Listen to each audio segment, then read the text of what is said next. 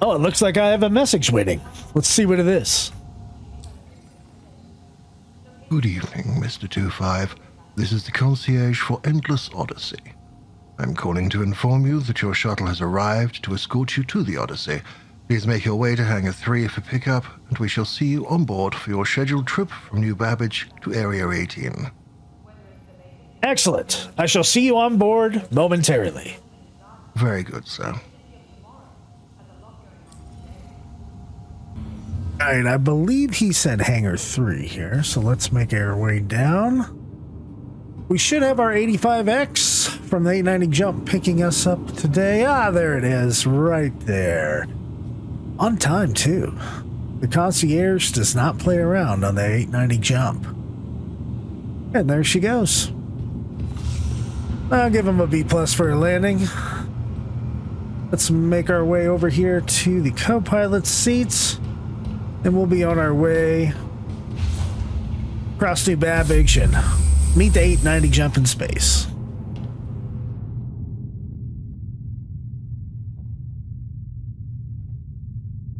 Hey. Hey, how's it going today, pilot? Good day, sir. We are cloud sign Pilgrim 2 today. Pilgrim 2. Excellent. Can't wait to get underway. See, the doors are opening. Let's make our way through New Babbage, if you don't mind, sir. The 890 Jump. It's been quite a while since I've been on board an 890 Jump. It's a pretty neat ship here. I think we should get a refresher, though, of what the 890 Jump is all about. So I think I have a video here. Let me bring up my Moby Glass. Moby Glass, roll 890 Jump video. Accessing archives. Have you ever wanted to tour the stars? I'm not talking about going speeding along in a nimble fighter at 1,200 meters per second. I'm talking about touring. I'm talking about luxury, style, class. Relaxing with your family while enjoying a gourmet meal with a view of Crusader to occupy your view. Relaxing with a drink in the atrium while reminiscing with old friends. Being able to enjoy the pool and sauna with your special someone, and literally sleeping under the stars in a room with out-of-this-world class amenities. Sound too good to be true? Well, let me introduce you to the Origin 890 Jump. Origin Jump Works started developing the concept for the 890 Jump in the mid-29th century. Origin was then still based in Seoul, and were known for creating smaller, luxury-type vessels. Former CEO of Origin, Kane Yolson, envisioned a flagship of the Origin fleet. Luxury, class, sophistication, and elegance flashed through his mind. As the ship was developed, it started with the unintended open development, which is not common and highly unusual for a ship developer. As a result of this, Origin's stock price fell dramatically, and the dream of the 890 Jump was laughed at as a fallacy by the press and the public. Origin kept developing the ship, however, and with little to no press, and after the stock prices stabilized, it finally emerged. 6 short years later, the 890 Jump was an immediate success for Origin. The ship looked nothing like previous luxury ships. It had the unmistakable flair of Origin, and pre-orders were quickly taken around the first. There have been 19 different models of the 890 Jump throughout its history. In Star Citizen lore, the ship is 94 years old, and just 8 years ago, the pool was added. The year before that, the 85X was added as the away craft. The 890 Jump we know today was not always as it appeared. If you can believe it, the 890 Jump is actually older than the 300 model by Origin by almost 50 years. The 890 Jump was released in patch 3.6.2, which was back in September 2019. It was certainly the biggest ship of its day and remains the only capital class ship in the game in 2023. The initial pledge price for the 890 was $600 back in 2014. On the 4th anniversary sale, the price went up to $890 war bond and $950 standalone. The ship does come with the 85X when purchased with real money. 890 Jumps purchased in-game at Astro Armada at Area 18 or New Deal Shipyard in Lorville for a cost of $32.2 million Alpha UEC do not come with the 85X. The 890 Jump can't be rented, but hey, if you want to check it out, stop by the Sons of Valhalla Discord and we'll let you fly ours. The 890 can only be purchased with real money during the time-limited sales like IAE, so it is not on sale all the time. The ship is meant to have a crew of 3 to 8 staff members with obvious room for guests. There are 4 guest bedrooms on the ship that are lavishly decorated, along with the atrium and grand staircase, a dining area, bar area, a large kitchen and food storage area, 2 bridges, 1 for operations, and a battle bridge, a recreation room, a Tier 2 regenerative medical bay, a spa facility with pool and sauna, a captain's quarters with captain's office space, captain's bedroom, and a captain's dining area, a welcome center, and many crew bedrooms. The ship also has a cargo area and a hangar bay that can not only store a ship, but a ship can land on top of the hangar bay and be locked in with the 890 for travel and quantum transport around the verse. There actually is some confusion with the cargo capacity of the 890 Jump. The RSI website lists the cargo at 460 SCU, but in a video that came out around PAX 3.7, the developers indicated the cargo capacity should be around 484 SCU. In reality, in 317.4 and 318, the ship has 100 SCU of cargo space. I know. All of this sounds amazing. A space yacht that's 2/3 the size of a modern-day aircraft carrier in length, that is luxuriously designed with marble and gold. But how does it protect itself, and most importantly, its passengers? Well, the 890 comes with many turrets. 2 manned upper and lower turrets, a remote upper and lower turret, as well as 4 missile turrets around the ship holding 32 Size 2 missiles. All of the system components were made specifically for the 890 Jump and are bespoke to it, so those cannot be changed out. The 2 shield generators are industrial grade A Glacis shields produced by Basilisk and are considered capital class shields.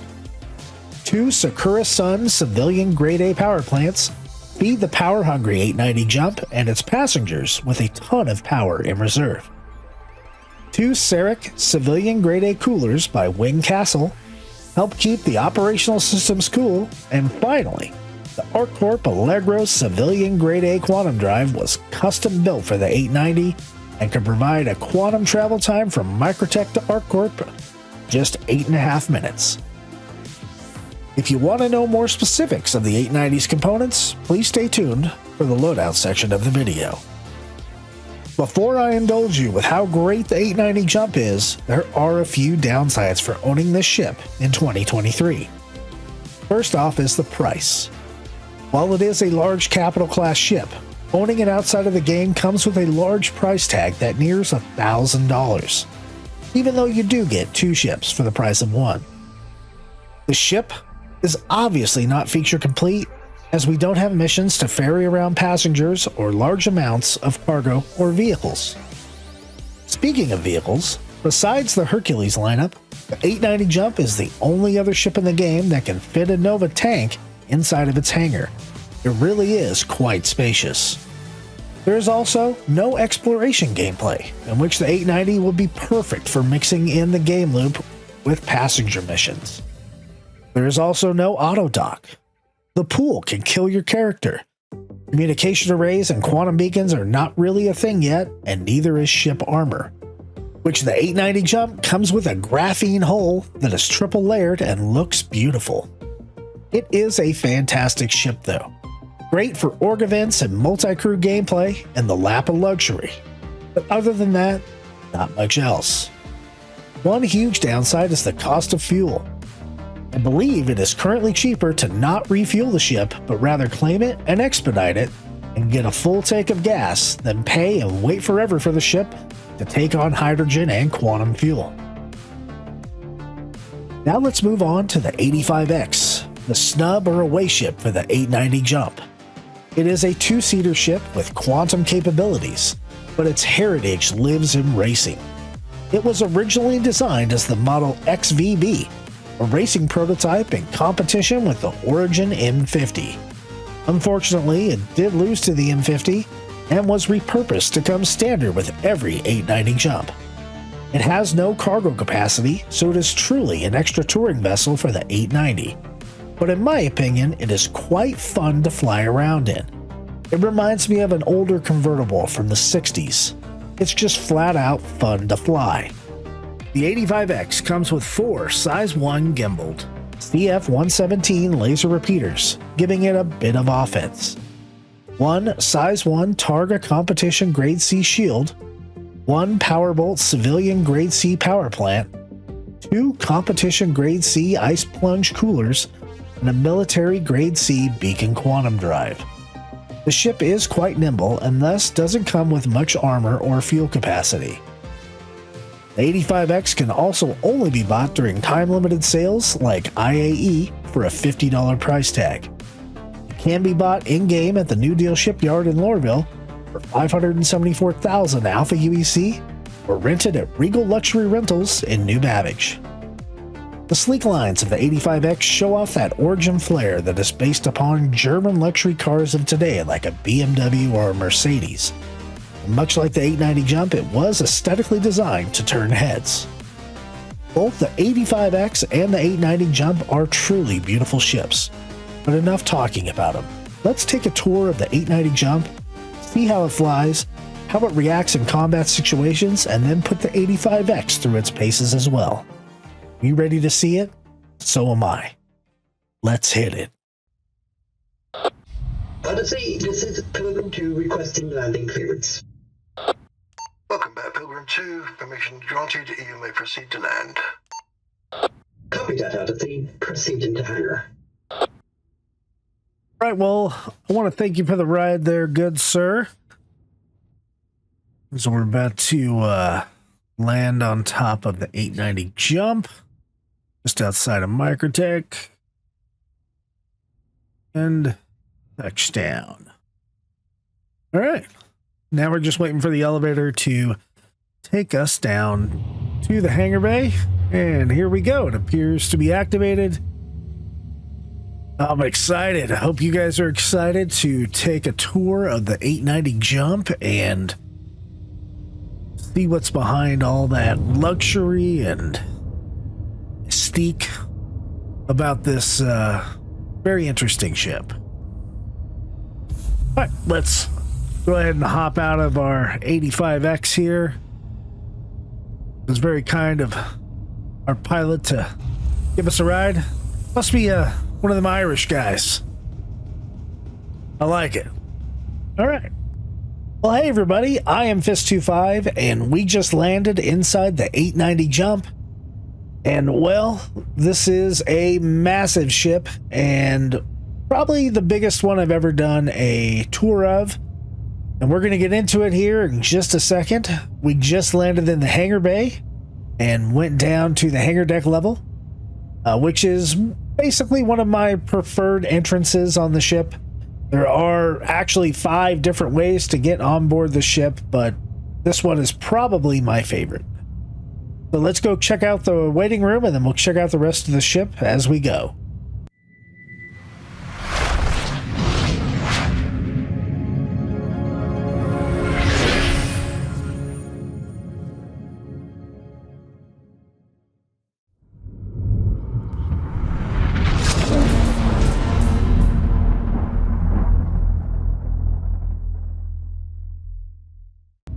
All right, folks, so here we are inside of the hangar bay, which right now is holding the 85X. This hangar bay is actually quite large, and it can fit multiple vehicles. I I don't remember exactly what size CIG said it was. Maybe it's an XS or an S. But I believe it can fit a Nova tank in here, and it's one of the only vehicles that can fit a tank besides the Hercules lineup of vehicles. So, first off, here is the control panel for the hangar bay, and obviously we can go up, and what's going to happen is, and we'll do this later, but this actual bay right here with this line, this orange line, this will actually go up, and it will go to the very top of the roof. Which means that this ship is protected by this, basically this blast door of the hangar bay. That's pretty nice to have, but on top of this hangar bay, as we explained in the lore section, you can actually attach something to the top of it while something is in the hangar bay itself and travel through quantum and travel through the verse and things like that. So, I don't know if we're gonna come back to the hangar bay. So the first thing I want to do, and by the way, you can also use this panel to open the doors, close them, or send an elevator. Same with that panel over there, actually just goes up. But over here is something special. I didn't plan on doing this right away, but you can see in the hangar bay, in this door, we have turret access, hangar access, and open. What this will do, this elevator will take us up into a turret. So you got to think, I believe this is the forward side. We'll see in just a sec when we get inside the turret. Enter turret. There we go.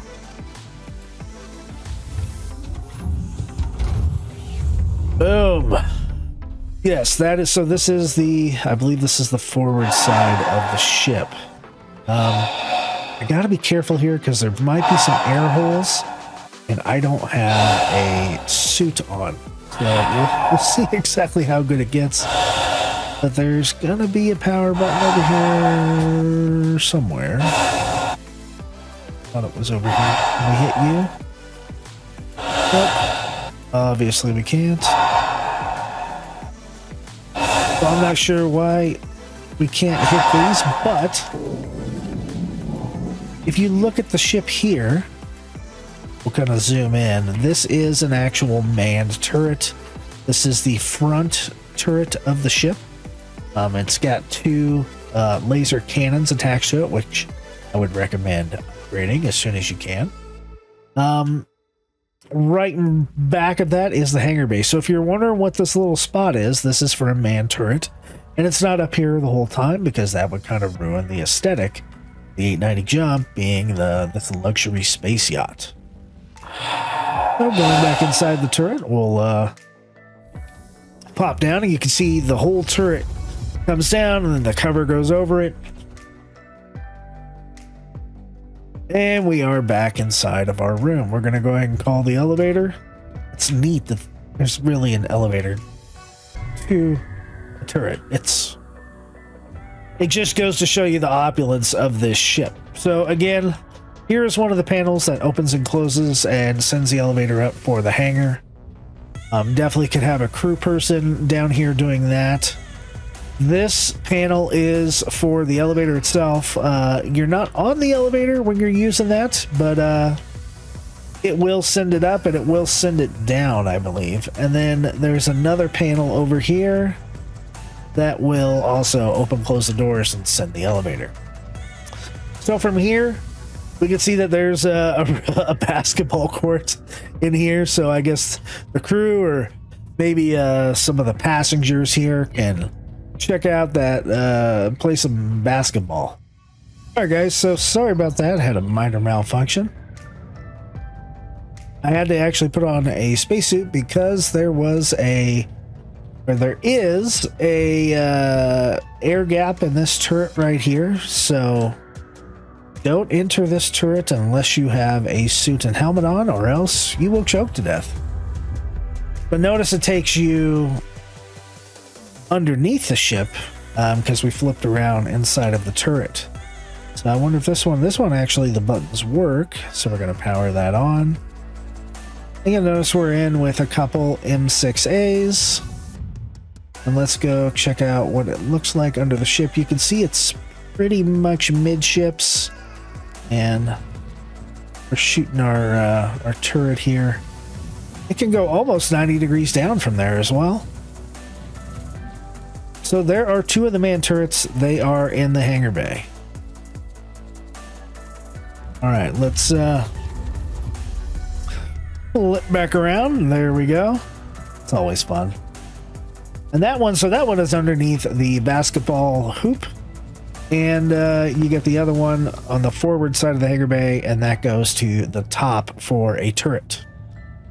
So if you come onto this ship like I just did, and you're an executive or you're on vacation or whatever, the shuttle came and picked you up, although it's not much of a shuttle because it's only 2 people, so you do need a pilot.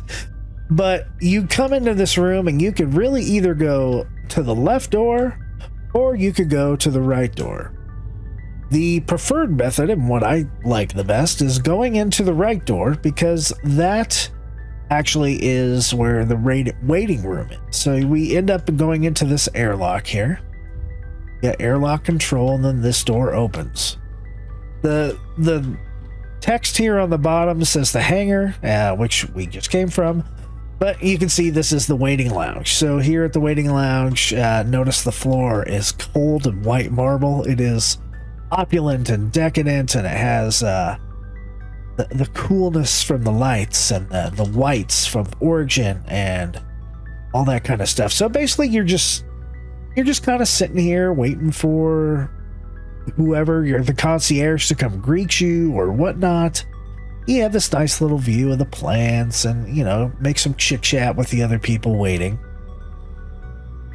What actually kind of gets me about the ship, and we'll see this as we go through the grand bedrooms, there's really only 4 master bedrooms for guests. There are a significant amount of bedrooms for crew, and the captain actually has probably the best bedroom out of everybody, which is kind of odd because it's a yacht, and while the captain should have a nice room, they don't always have like a better room than these super high paying guests. But regardless, let's get out of the waiting room. There's nothing really interactable here. There's nothing we can do. This has vehicle status, and I'm sure one day this screen will work. But coming through this door, notice it says guests on the bottom, so this is the way we are going to go. Our first stop here is going to be to the left, and this is on the hangar deck. This is the medical bay. So the A90 Jump is one of only a handful of ships that actually has a regenerative medical bay. Meaning you come in here, and this is a tier 2 med bed right here, and you can regenerate if you die on this bed. There is the digital medical assistant up here, and you can transfer your imprint to the 890 Jump, which makes it a really good ship for orgs, and in general, if you want to do a lot of gameplay with the 890 Jump, this is almost a necessity. But coming in there, it's cool. It's got a little observation window and stuff, but this is where you bind to the med bed. That may be the first stop for guests coming on board. Hey, get checked out, get your space tetanus shot or whatever. As you make your way down, notice the floors are made of this nice kind of laminate wood, and it's got the very curvy origin look here. As we make our way into the next door, notice on the ground it does say hangar, and this is one of the ways to find the hangar from going around the other side of the ship. Down here it says guests, and so the idea is for the guests to come onto this elevator right here, and there's a number of elevators on the ship. But this will take you to the floor 0, which is the hangar. I think that is British system, because Brits have hangar. I think Americans would call it the lobby or the first floor. But the next floor up is the spa and the pool. Also has some of the bedrooms. And then the second deck up here is the foyer, the bar, the lounge, and dining. Foyer for those who want it pronounced like that. It's actually in I believe British and U.S. naval vessels. Anything that is above the center line of the ship, or the water line of the ship, I should say. Above it, we actually call it a level, and below it, we call it a deck. So we would call it the second level versus the second deck. The decks would be below. Okay, but we're not going to hit the elevator just yet. We are going to come over here and check out what's going on in these doors right here. This looks like an armory storage for guns. So you can definitely put magazines and weapons in this door. I believe it's the same thing over here. It's kind of interesting to have that right next to the guest elevator, but you know, it is what it is. And then even more weapons and guns in these weapons lockers here. Notice if we go through this door right here, now we are in a different part of the ship, but kind of on the same level. We're on the bottom here. This is really what we're looking at is the cargo bay as it indicates on the ground here. It's a fairly large cargo area for this style of ship, this type of ship. This guy right here is an elevator, which we could call if we wanted to, and there's one on the other side. And there's also a service ladder up here as well. But before we explore the cargo bay, let's check out this door. This door obviously leads us to the escape pods, and there's a door over here as well. This, ladies and gentlemen, right up from the cargo bay is the battle bridge. So from the battle bridge, there are a couple of seats up front for the co-pilots or the navigators or the assistants, whatever you have. And they actually do work. And this is the captain's seat from the battle bridge, or I should probably say the pilot's seat, not the captain's seat. Notice you don't have any windows in here. It is completely enclosed, which is kind of the point of the battle bridge, to be honest with you. You actually can fly the ship from here. If I... There we go. I hit U and I was able to power it on. And notice we are actually flying the ship around. Going outside to the drone view. There we go. So we are flying the ship around from the battle bridge. We can use the engines, we can use the retros. Some things that we can't do from the battle bridge is we cannot quantum. So if I hit B, nothing happens. So keep that in mind, but we do have full access to 2 MFDs right here, so we can manipulate the ship as well. Exiting from the battle bridge, from the pilot's seat in there. I'm sure the battle bridge is going to get more fleshed out over time, but right now that's pretty much what we have. Over here, and this is a theme throughout the ship, there are a ton of escape pods. There are 8 escape pods over here, and it's a good place to have them, along with anything else, and we'll see a lot more escape pods in this ship. After all, it is a space yacht. Coming into this door, still on basically the hangar deck, we can see the kitchen where meals are prepared. Over here, we got a couple knives and some fruits. We can't interact with any of these things, but this, just like any other yacht, you're going to be able to have a nice kitchen and a chef and everything. In here is the food storage. Nothing is interactable in here right now, but it is a walk-in type of fridge where we can store the food and come over here and prepare it one day. Nothing over here is interactable. There's another elevator here. This one, same thing, goes to the spa and the pool, the foyer, the bar, lounge, and dining room. But this elevator goes down to the crew kitchen. So that's the difference between this one and the hangar elevator, even though they basically go to the same place. Moving around here, there's more room for storage and some fresh herbs and spices and things like that. There is yet another door on this level. And this takes us to where all the wine glasses are, the silverware, things like that. This is actually the crew area of the 890 Jump. So this would kind of be where the crew does their, little bit of cooking, and they have some plates around here and things like that. This door over here is kind of has no markings or anything like that, so it looks like it's kind of hidden. But down here in this area is the crew lounge, basically. So the crew has a place to sit and hang out, and yeah, you can sit down on these. And they have apparently a television, which isn't actually working, doesn't play anything right now. And they have a little bar area with a peninsula. It's still pretty decadent and opulent for the crew with the marble and the gold. And then you have the crew quarters, so you can see CP1 through CP7. This ship is designed for a crew of 8, with obviously the 8th one being the captain. So in crew quarters 1, notice it is pretty darn Spartan. This is a place to hang up some of your uniforms and things like that. Looks like there's a place for... I don't know why these walls are padded. Maybe they need to be padded for the ship's crew. And then there's a bed where you can sit, lie down, do whatever with pretty Spartan amenities. A pillow and a blanket, and then they have a little TV screen. And they're all the same. All of these rooms are exactly the same. So the crew doesn't get much comfort except for the captain. Making our way along this line, we're going to do one more room over here that is not a bedroom. And it says BTH, which pretty much means bathroom. And so we can see that the crew, they have 3 bathrooms down here. They got their mirror, their sink, their toilet, and a full shower. So sparing no expense as Origin does, even the crew doesn't use a toilet. They have a full shower, full toilet.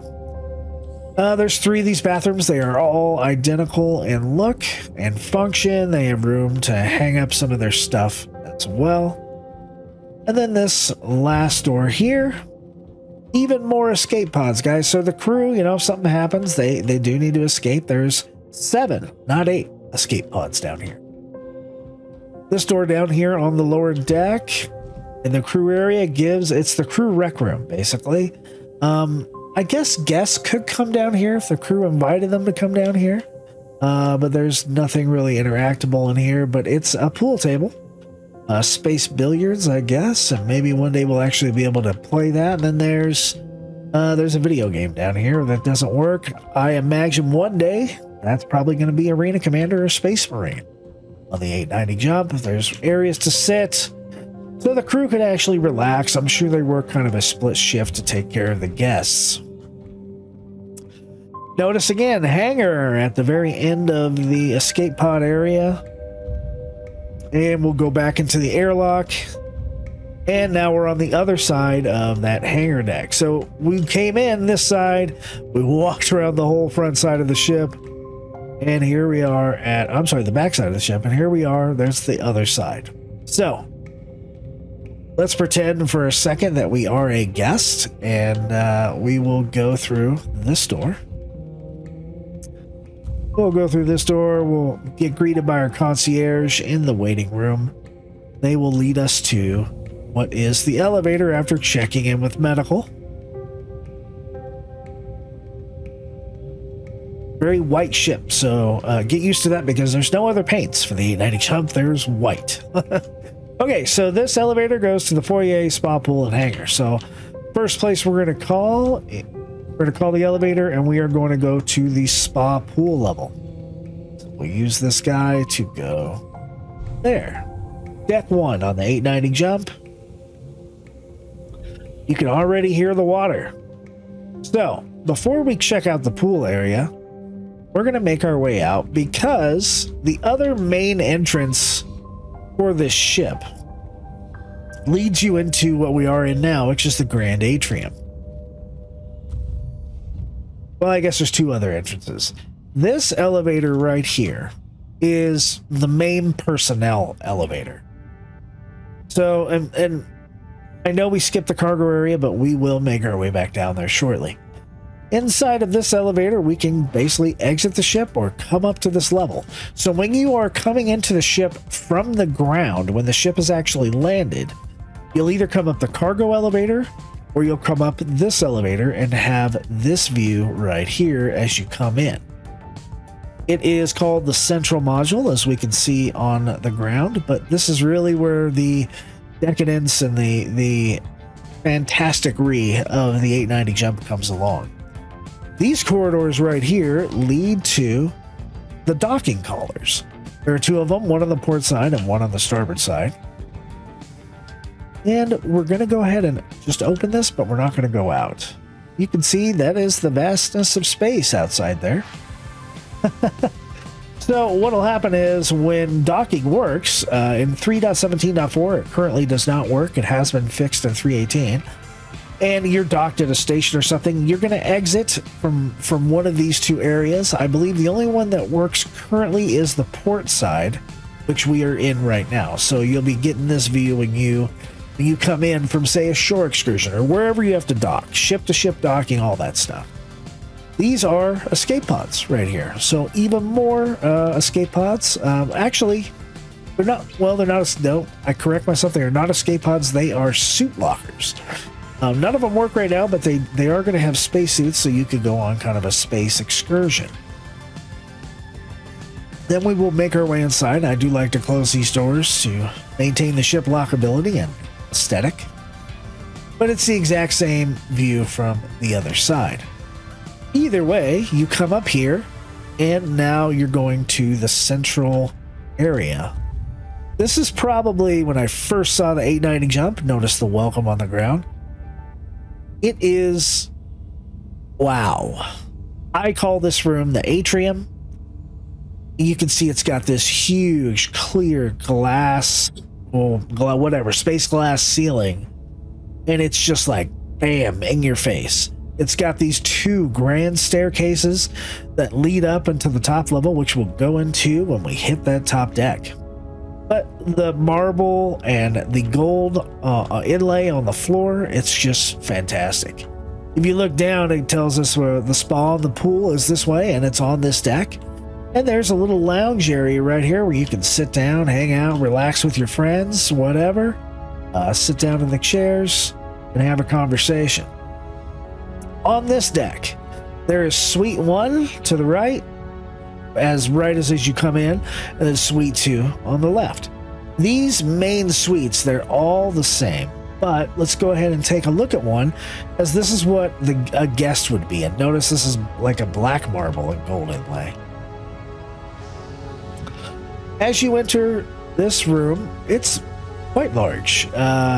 It does feel like a hotel room, but you are on a space yacht. It has these really cool, I don't even know what it's made out of, but this design pattern on the top.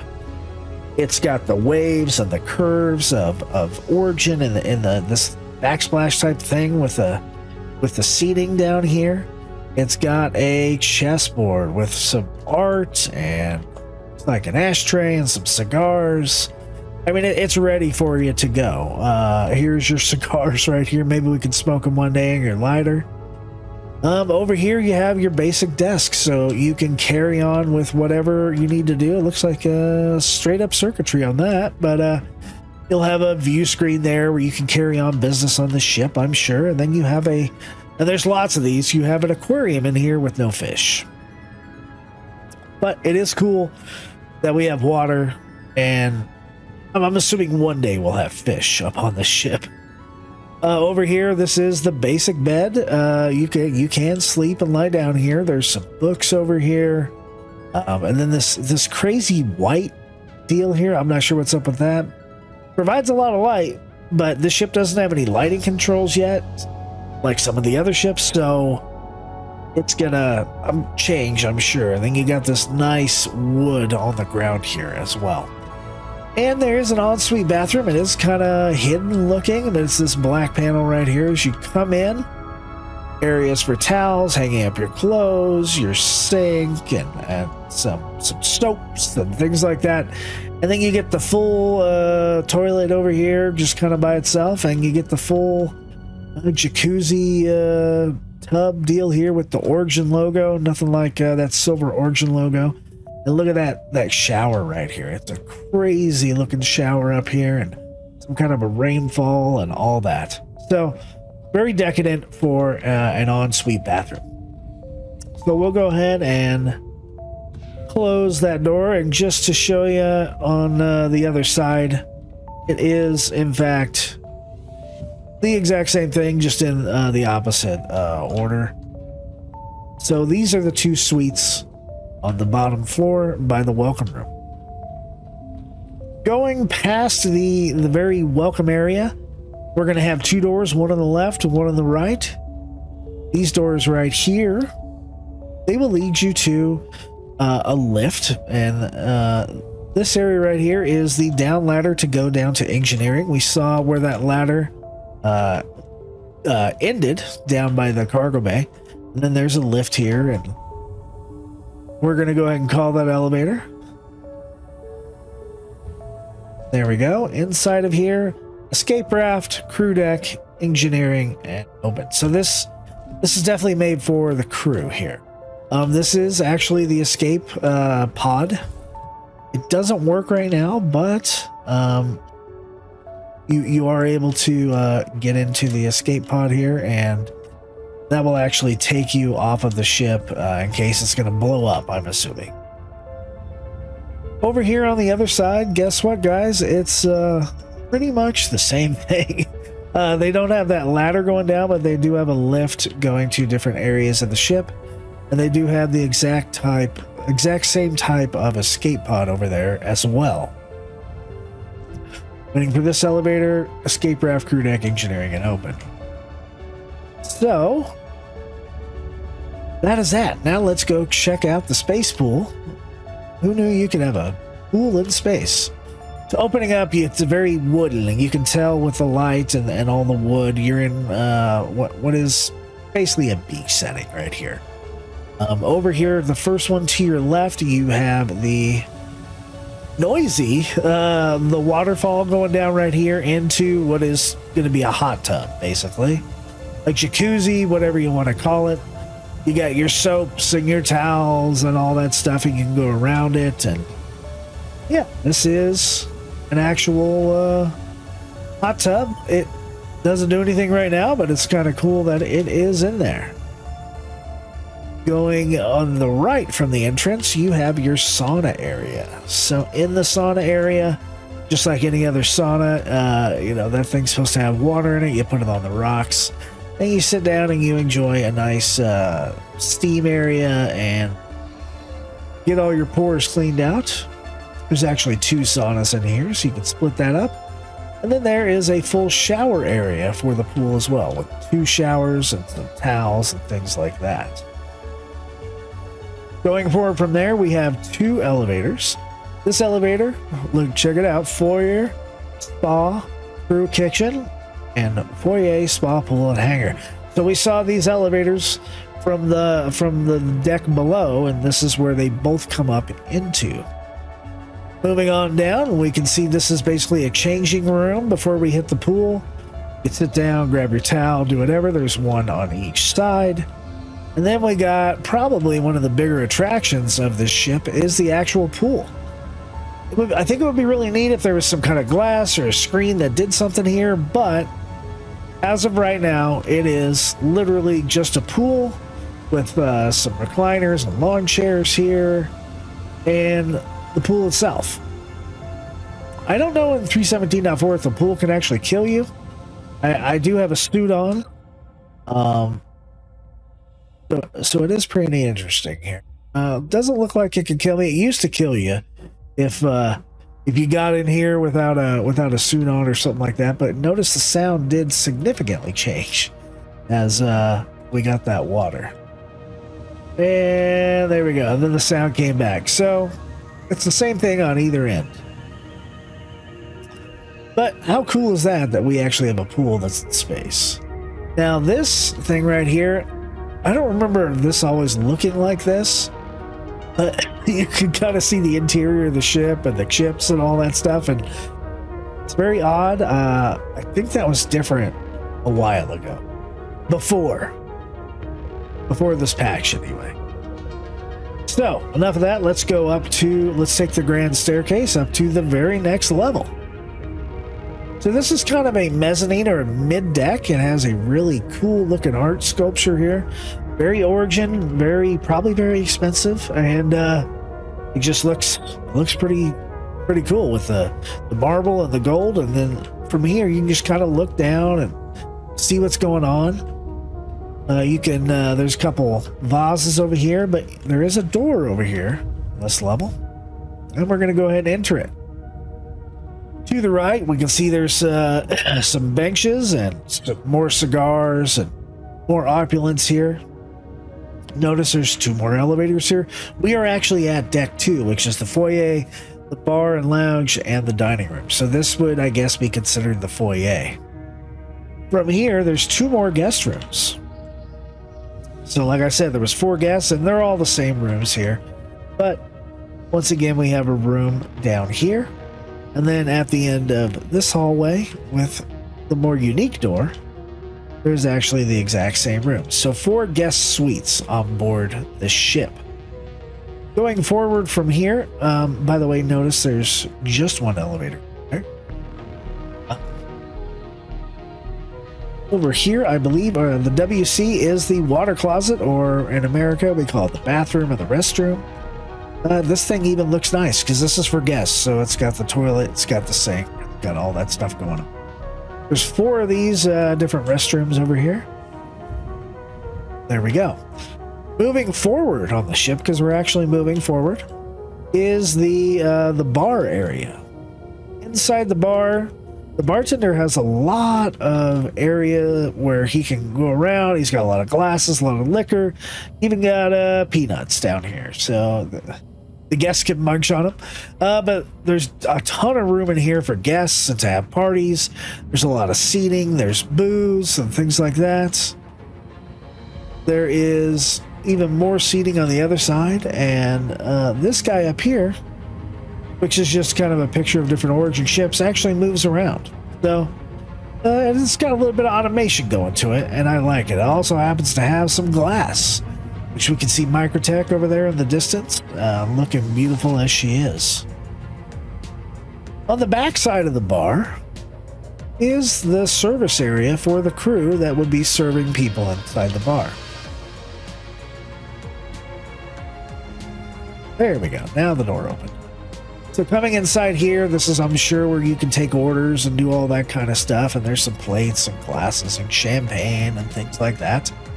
And looky here. Here is that other elevator that we can see down to the deck below. And this elevator, again, does lead down to the spa and the pool and the crew kitchen. So it makes sense that on the service side, that this elevator goes down straight to the kitchen.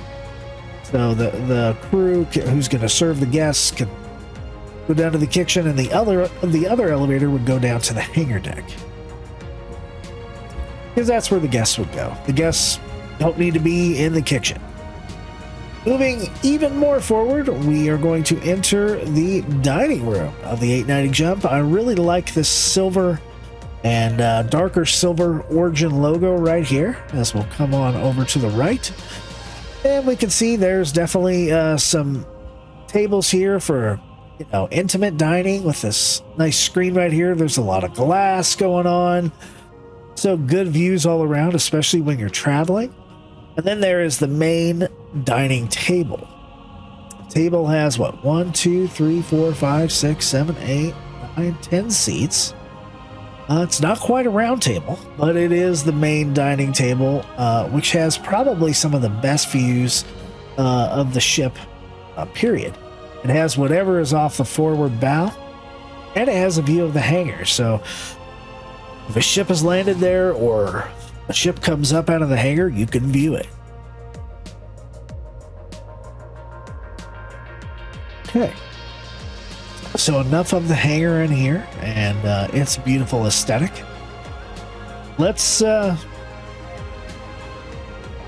real quick, we're going to go down to the cargo level before we make our way up to the highest deck, which is really a crew area. It's the captain's quarters, and then also has the captain's bedroom and their amenities on the other side.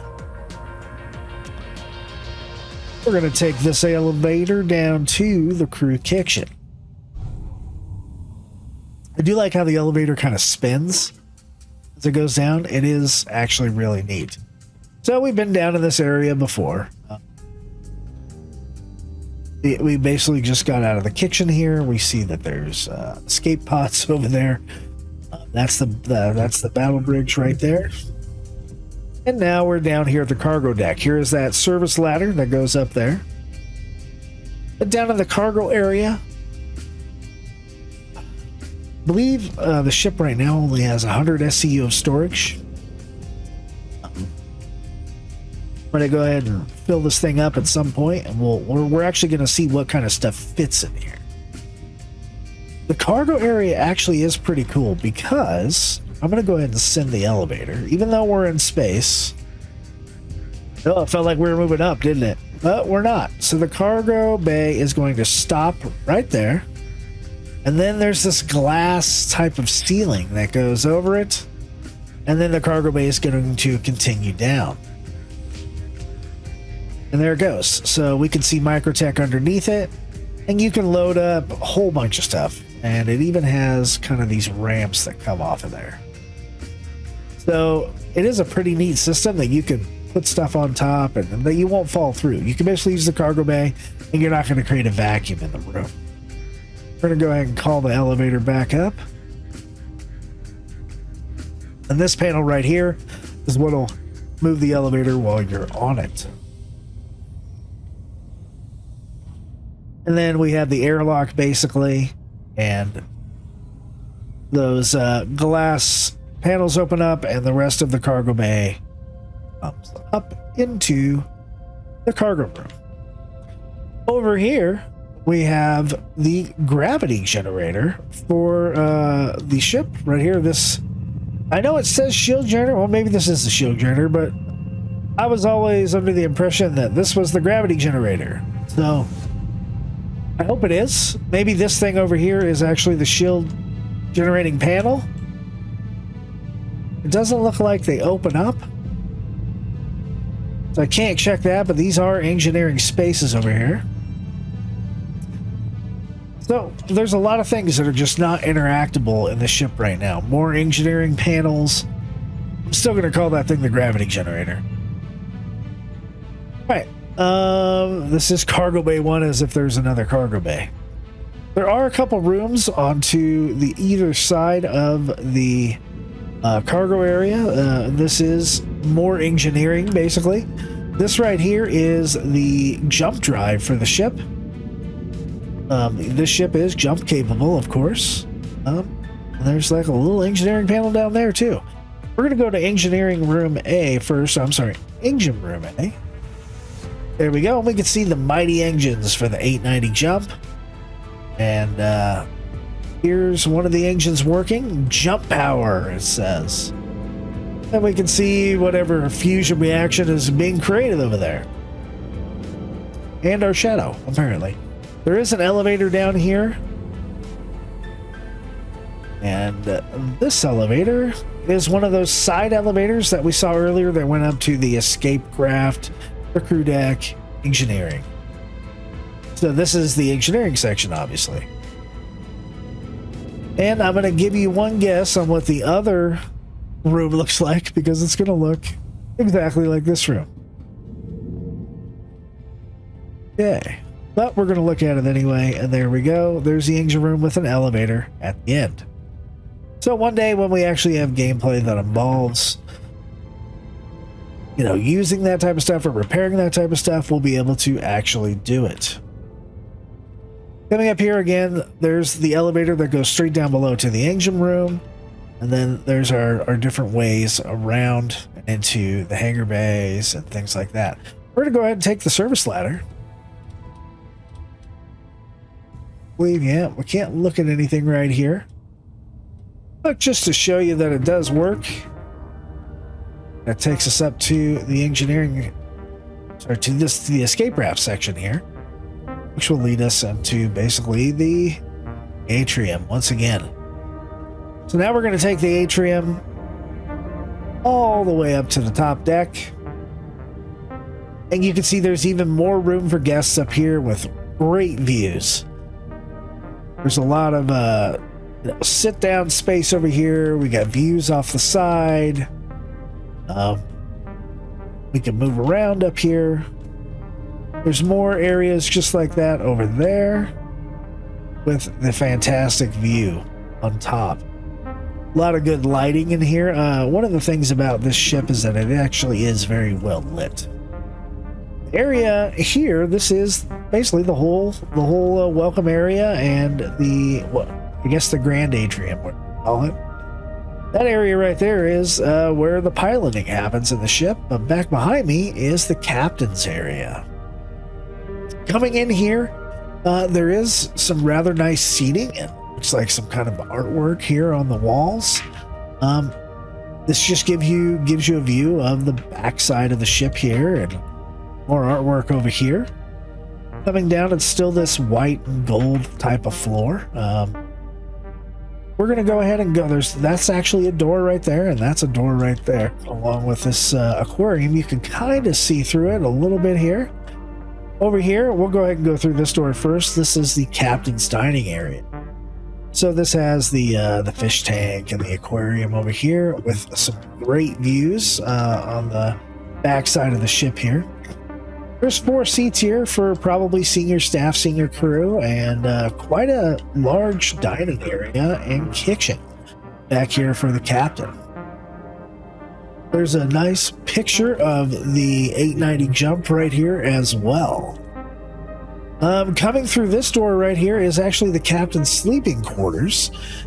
And again, another window to kind of see through different things. There is a bookshelf, and of course the captain's bed, which I think is the nicest bed out of the whole ship. And he's got this big screen TV right here, probably showing him ads about Origin and New Austin.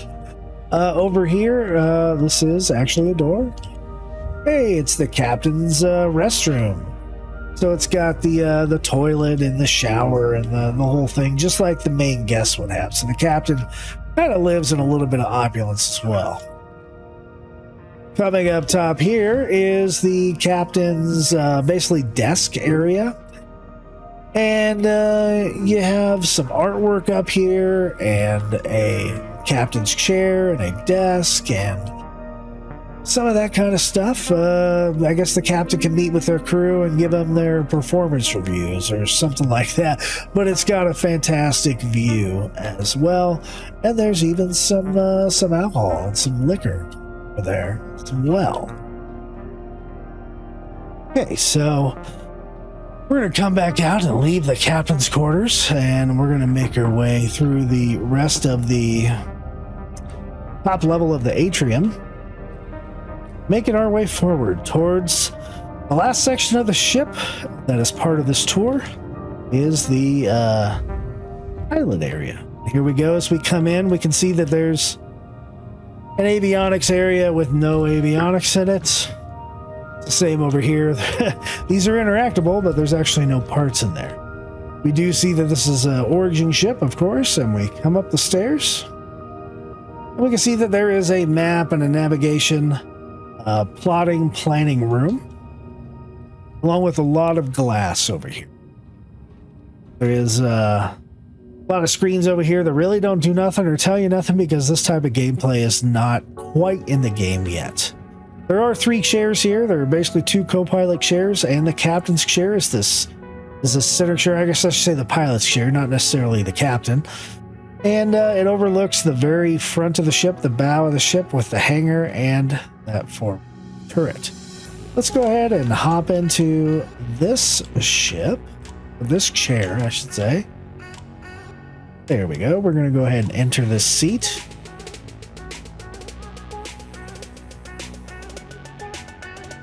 And there we go.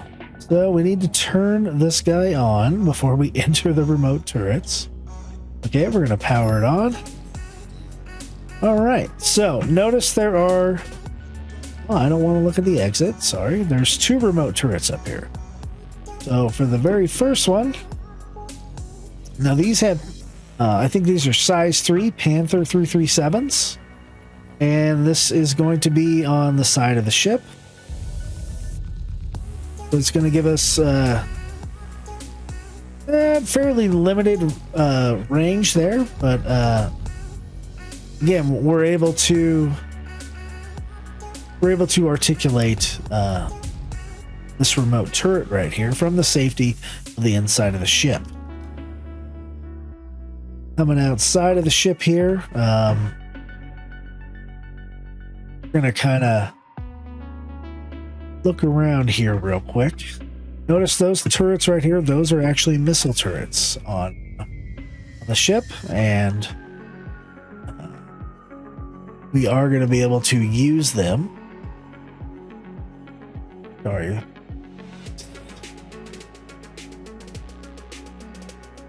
We have the main turret as well, and then the that one is on the front of the ship.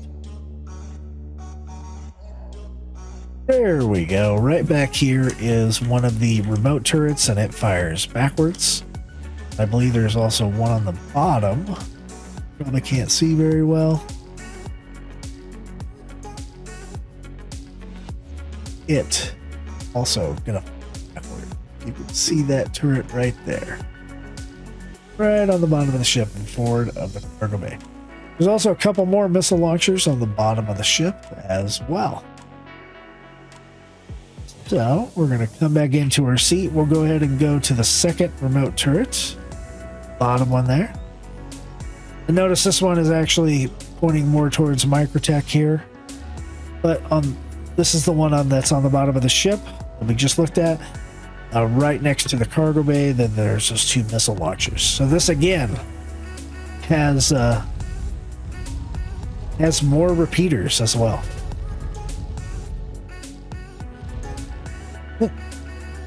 So we're going to hop out of that starboard support seat.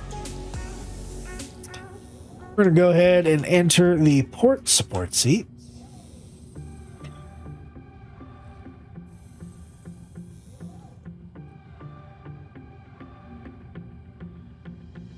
Going to power this guy on. Notice there's 4 remote turrets on the port seat. So here's the first one, and this one has size 2 missiles right here. So this one's looking forward, and there's another one right there. We'll go ahead and fire off a missile. Boom, there it goes, straight out front.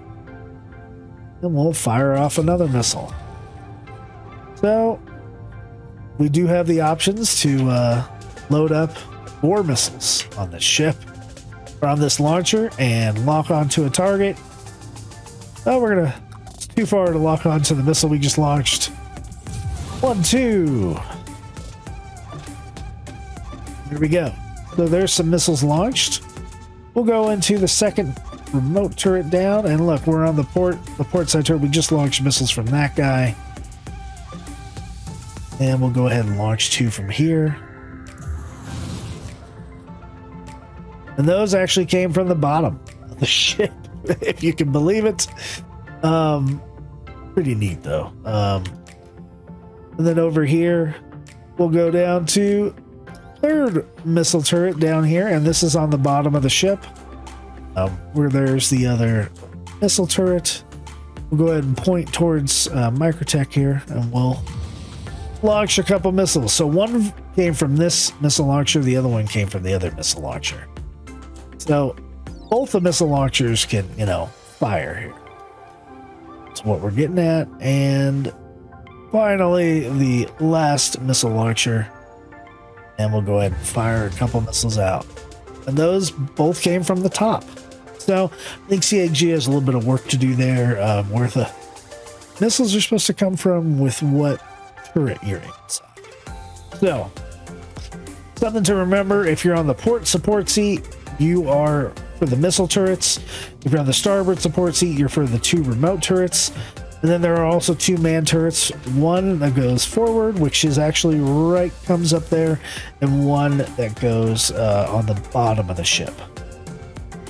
And that's about it for that. Let's go ahead and hop down into the pilot seat.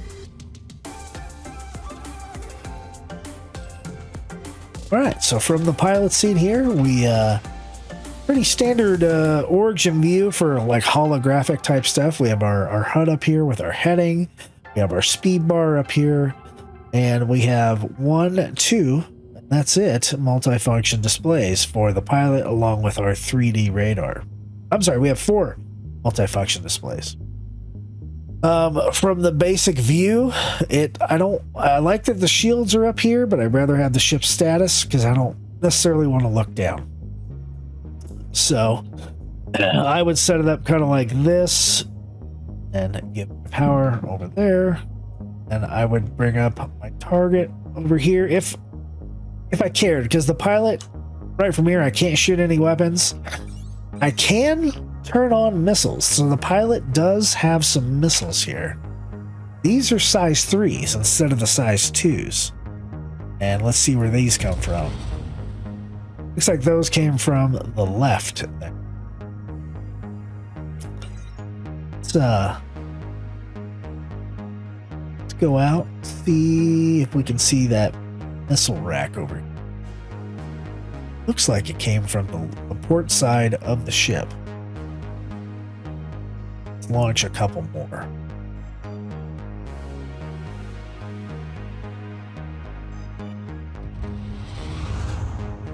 Here we go. That's where those missiles came from. They kind of came from under the 890.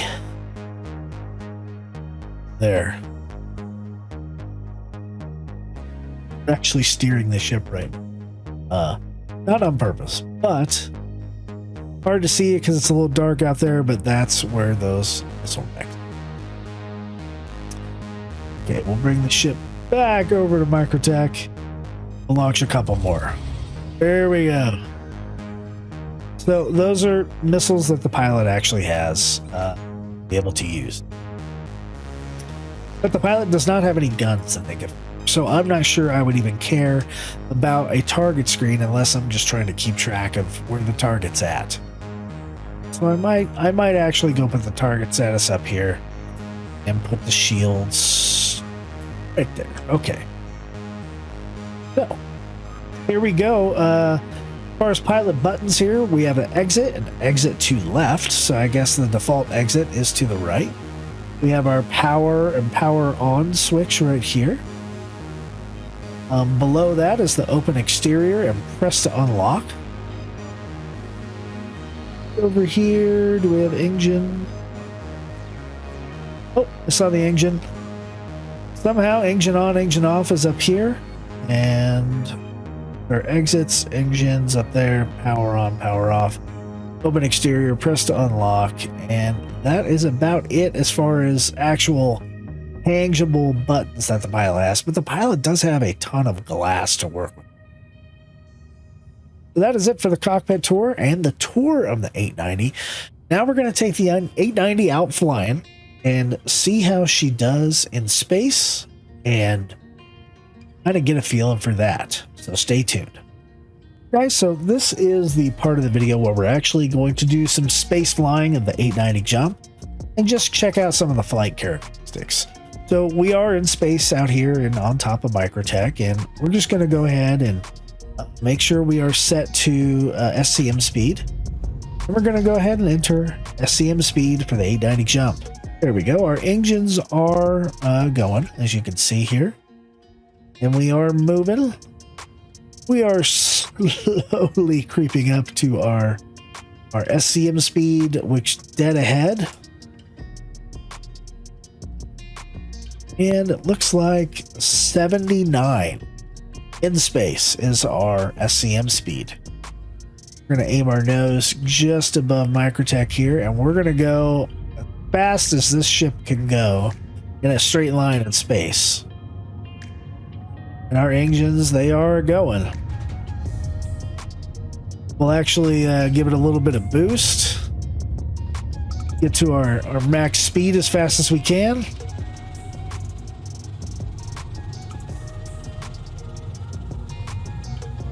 Boost does not last as long as I would expect it to in a ship of this size and this storage capacity for energy anyway.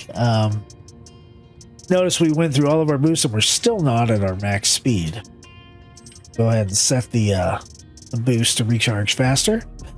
But we are nearing 900 here. 899. I don't know if we actually make 900. It would actually be really funny if the max speed for the 890 was 890. But it looks like 899 or basically 900 is the max speed for the 890 jump in space. Now let's check our pitch. And this isn't speed, so we're going to check, we're going to go back down to SCM speed. you can see our pitch is not that great. As you can imagine, this thing handles kind of like a brick in space. One thing about controlling this with mouse and keyboard, it is really easy to overcompensate. You saw I overshot the top of Microtech there, and once you see it in the view again, you have to overcompensate the other way. So it's best to do short, littler movements if you want to maintain accuracy. We have our retro thrusters going. It's taken us quite a while to slow down. Here's our yaw speed. Again, not great. Very easy to overcompensate. And there's Microtech, so right about here is when I start slowing it down and bring it back the other way. And there we go.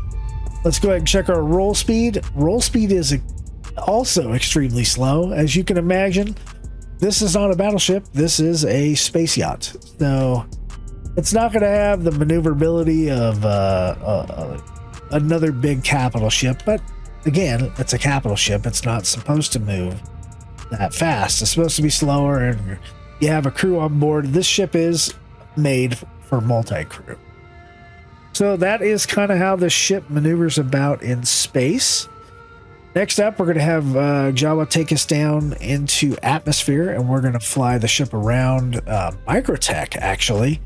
We're just going to do a few things on Microtech because it's a heavier atmosphere, and see how the ship kind of handles in the mountain areas. And then we're going to take it onto a moon of Microtech, and we're going to see how it handles in the less gravity of a moon, and basically try to notice the difference. So stay tuned for that. We'll see you on that section of the flight characteristics. All right, guys, so here we are at Microtech, and one thing to keep in mind about the 890, it likes to fall. So I definitely recommend turning VTOL on, and you're going to have to end up using boost quite a bit to get the ship where you want it to go. It's definitely a ship that's more made for space.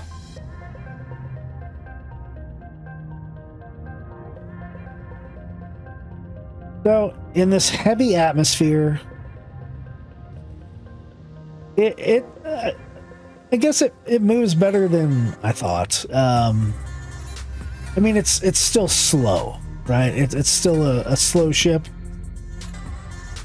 But Microtech has a fairly heavy gravity. It's a pretty big planet, and it's got a lot of nice, cool mountains to fly by. So why not? We're gonna come fly by this mountain as much as we can, making a nice left turn around it and then kind of boosting out of it.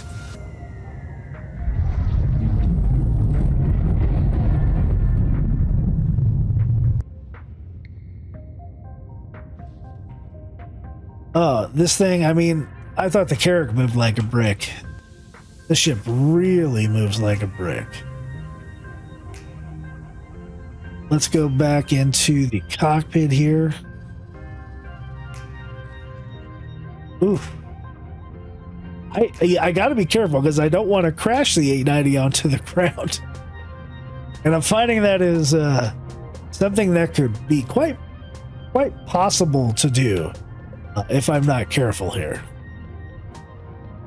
Here's an outside view of the 890 taking a turn around some of the mountains at Microtech.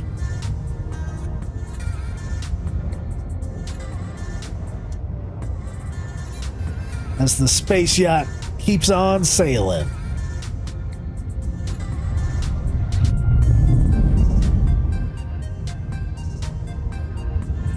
The Endless Odyssey is actually the name of Jawa's ship. And yeah.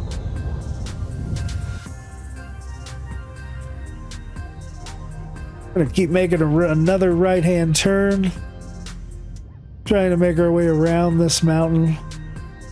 As you can see, the speed of it, we're battling the fall, and maneuvering with gravity, and I'm just having to use boost to keep us up.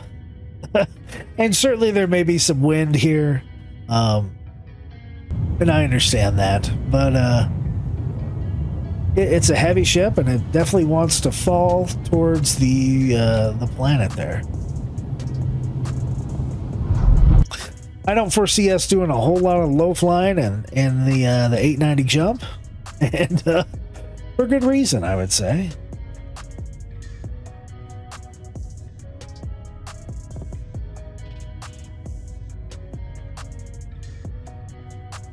What do you guys think? Have you guys flown the 890 jump? What is your thoughts on how it handles compared to other large ships like a Carrack or a Hammerhead? Even like a Redeemer, Corsair, something like that. It is definitely a beast of a ship. I'll give it that. We'll give it some right roll here as we head towards the mountains. From the mountains, towards the mountains.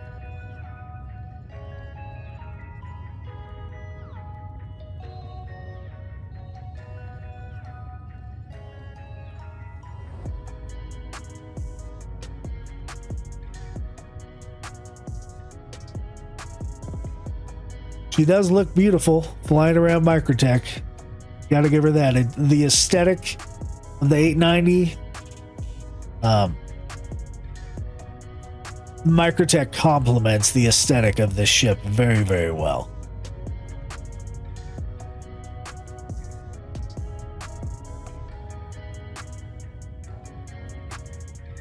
And back to first person.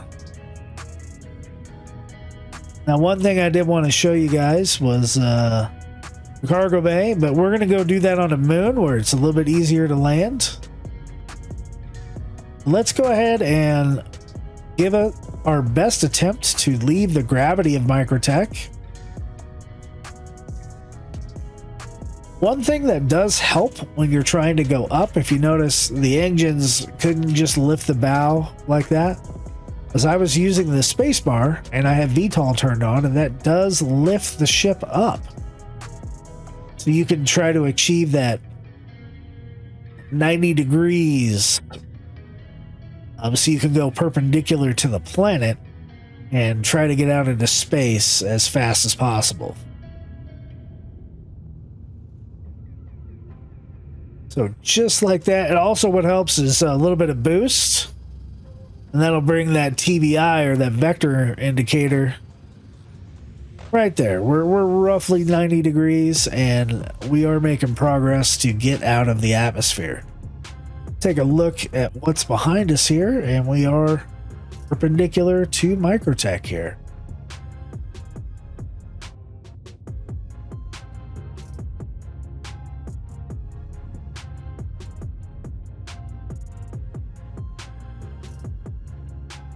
Now, one thing to think about with the 890 jump, it has an extremely efficient and fast quantum drive, but because it is a capital type of ship, it is very slow.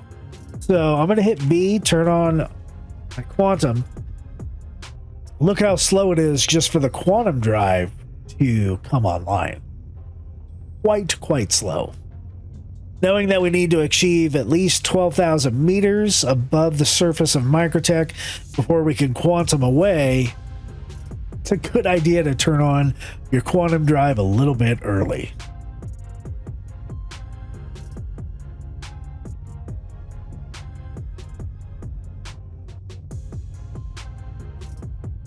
All right, now we're fully spooled and we're above 12,000, so we're literally just going to pick a place to get to. What do we have close? Definitely don't want to go to Hurston. Ah, there's Clio. We'll go to Clio.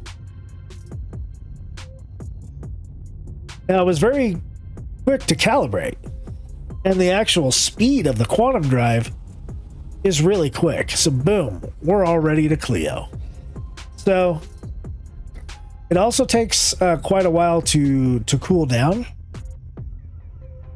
So keep that in mind as well. Okay, we are now finally cooled down. Let's go do some atmospheric flying at Rayari McGrath. And it's still spooling up. Alright, so here we are outside of Clio. I want to basically see what the 890 is like flying around here, and a lower gravity moon. Not a lot of mountains going along here, but there are some canyons out here by Rayari McGrath on Clio.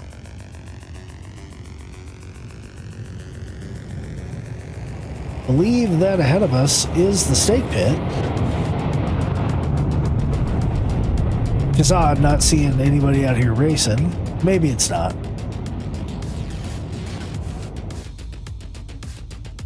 Ship's doing pretty well for speed.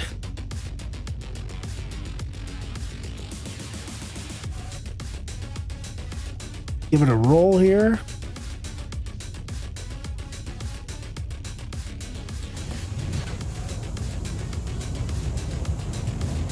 And it's doing quite well. Give it a roll in the opposite direction. Time to use some VTOL. It actually spins around really well here.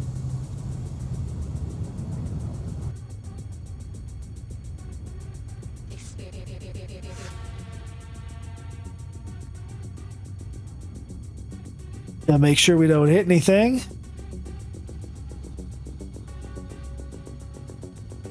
Oh, we definitely hit something. Give me some. Yeah, we're hitting stuff. Oh, just narrowly avoided hitting things. Oh, jeez. So either which way you take it, the 890 Jump is not the most maneuverable ship. But it can do a little bit. You can get away with a little bit of interesting flying on the 890. It's not a speed demon, but it's not necessarily slow. The bad part about doing all this is the amount of fuel this actually costs to do this type of flying. It's very expensive to refuel the ship, and it's almost better / cheaper to just claim the ship and expedite it and wait 20 minutes and get a full tank of gas, basically. So we're gonna go ahead and head out to Rayari McGrath and land there and put some vehicles inside of the 890. Let's see what will fit inside that cargo bay.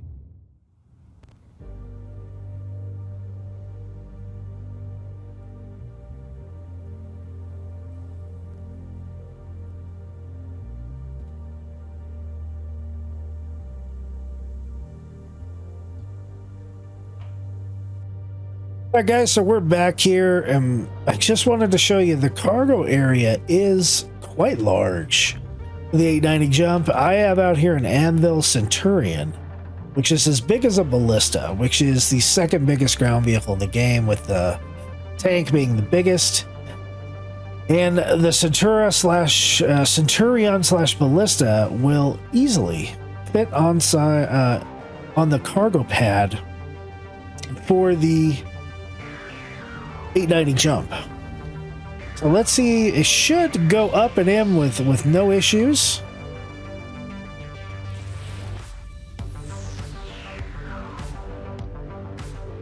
So that was a little weird for it. We'll go ahead and we'll call up the elevator and try not to die as this vehicle makes its way up into the cargo area of the 890 Jump. There is that glass ceiling right there. We're gonna keep making our way up.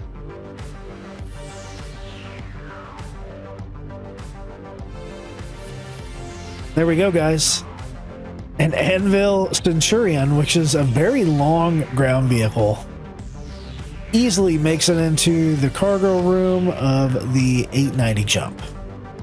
Hey guys, so before we move on to the 85X, I did want to make it clear that the Nova tank does fit in the cargo bay and in the hangar bay of the 890 Jump. So we're gonna be loading the Nova tank up into the cargo bay right now. A couple other things I wanted to put out as I'm in the middle of editing the video was that in 3.17.4 you got to be really careful where you land with the 890 Jump. Because docking is broken with it, meaning you can dock at one of the various space stations and rest stops around Stanton. When you initiate the undocking, there's a bug where it won't actually let your ship leave. It doesn't release your engines and the control authority over to you and as the pilot, and then you get impounded because you're not moving your ship out of the way of the docking area. So don't dock your ship in 3.17.4. That also includes areas like Orison, and all the rest stops, and like Big Genie Point and Everest Harbor and stuff like that. A place where it is actually safe to land the 890 Jump and get gas or rearm, refuel, repair, all that stuff.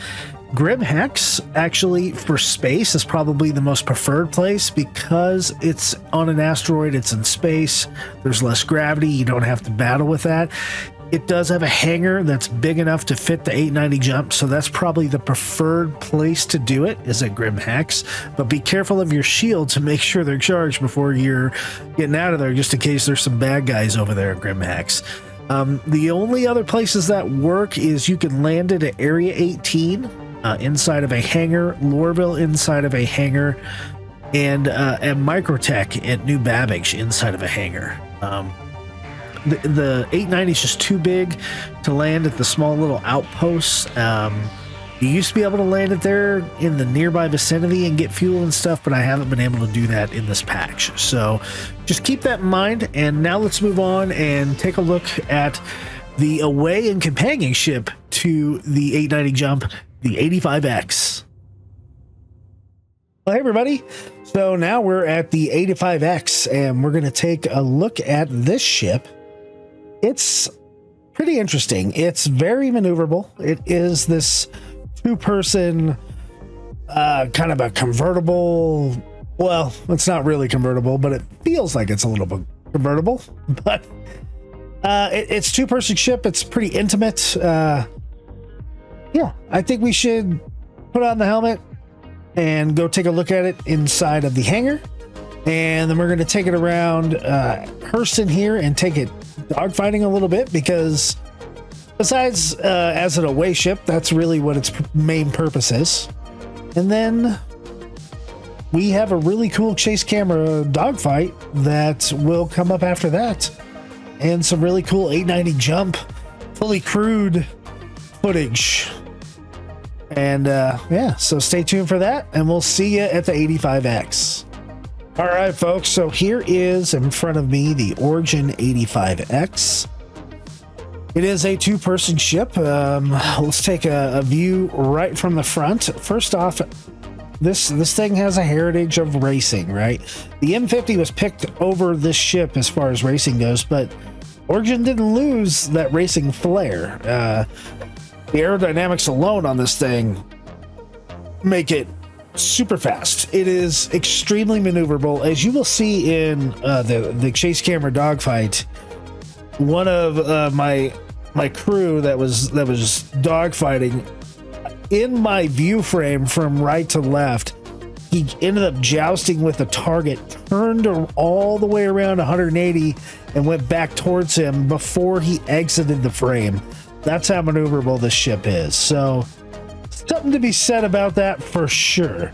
Coming around the port side of the ship, we see the nice Origin logo. We notice it does have actual wheels, and that is a distinction. There's 4 wheels, 3 landing gear together. It kind of looks like something that could be a real life jet aircraft today. You will notice that on the bottom here, there are two size 1 guns as part of a single gun turret. That also works as a remote turret for the co-pilot, but the pilot can also fire those. So technically the ship does have 4 guns. I think in the lore video I mentioned 3. I meant the turret plus the other 2, because as we can see over here on each wing, there's also a size 1 laser repeater. We have what looks like here, that's the retro thruster, but it looks really cool, kind of like an intake. We have these nice swept down and swept forward wings, giving it a very unique flight profile. Very glossy paint, a lot of reflections on this, so I can't wait to see this once we have ray tracing and things like that on it in the game. The exhaust here is fairly standard, but very origin flare. I like that the brake lights, if you will, are there. And notice the spoiler here in the rear, hopefully providing downforce. And we also have a second, we have what probably should be the main flight control surface for this aircraft, being this horizontal stabilator here on the aft rear section of the fuselage, leaving the wings to have probably looks like an aileron. Whoa, there's my head. Looks like an aileron here, even though they don't move, and what could be a part of a like a bigger flap piece. There's also what looks like some kind of an intake on the top of the ship in the forward part here. Let's see if we can move the camera. Bubble canopy here, which is really cool. And yeah, some kind of an intake right here.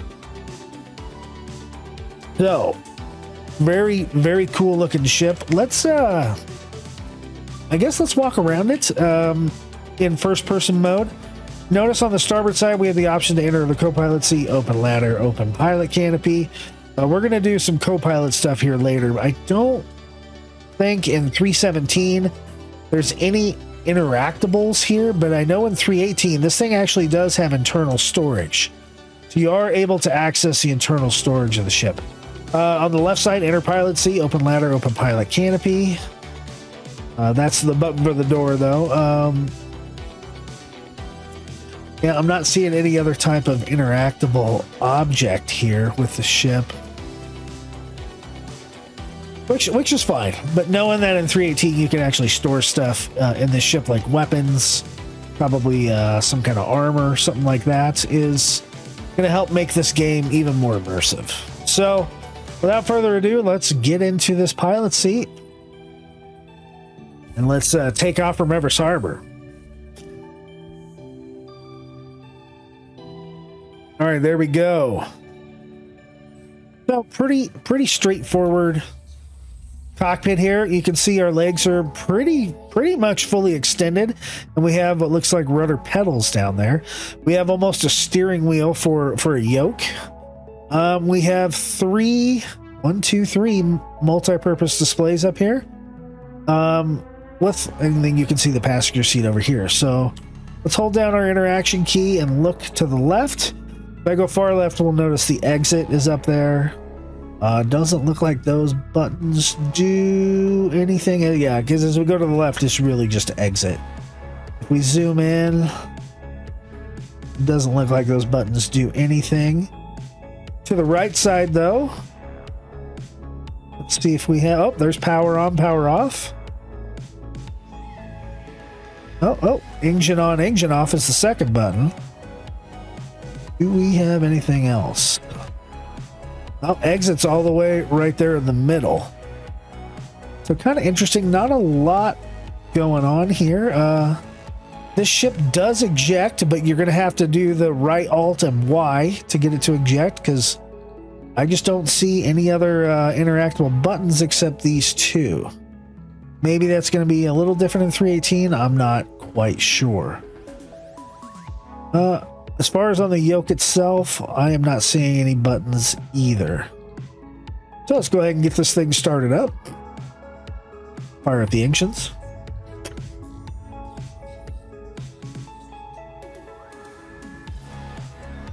Quantum fuel's at 100 apparently.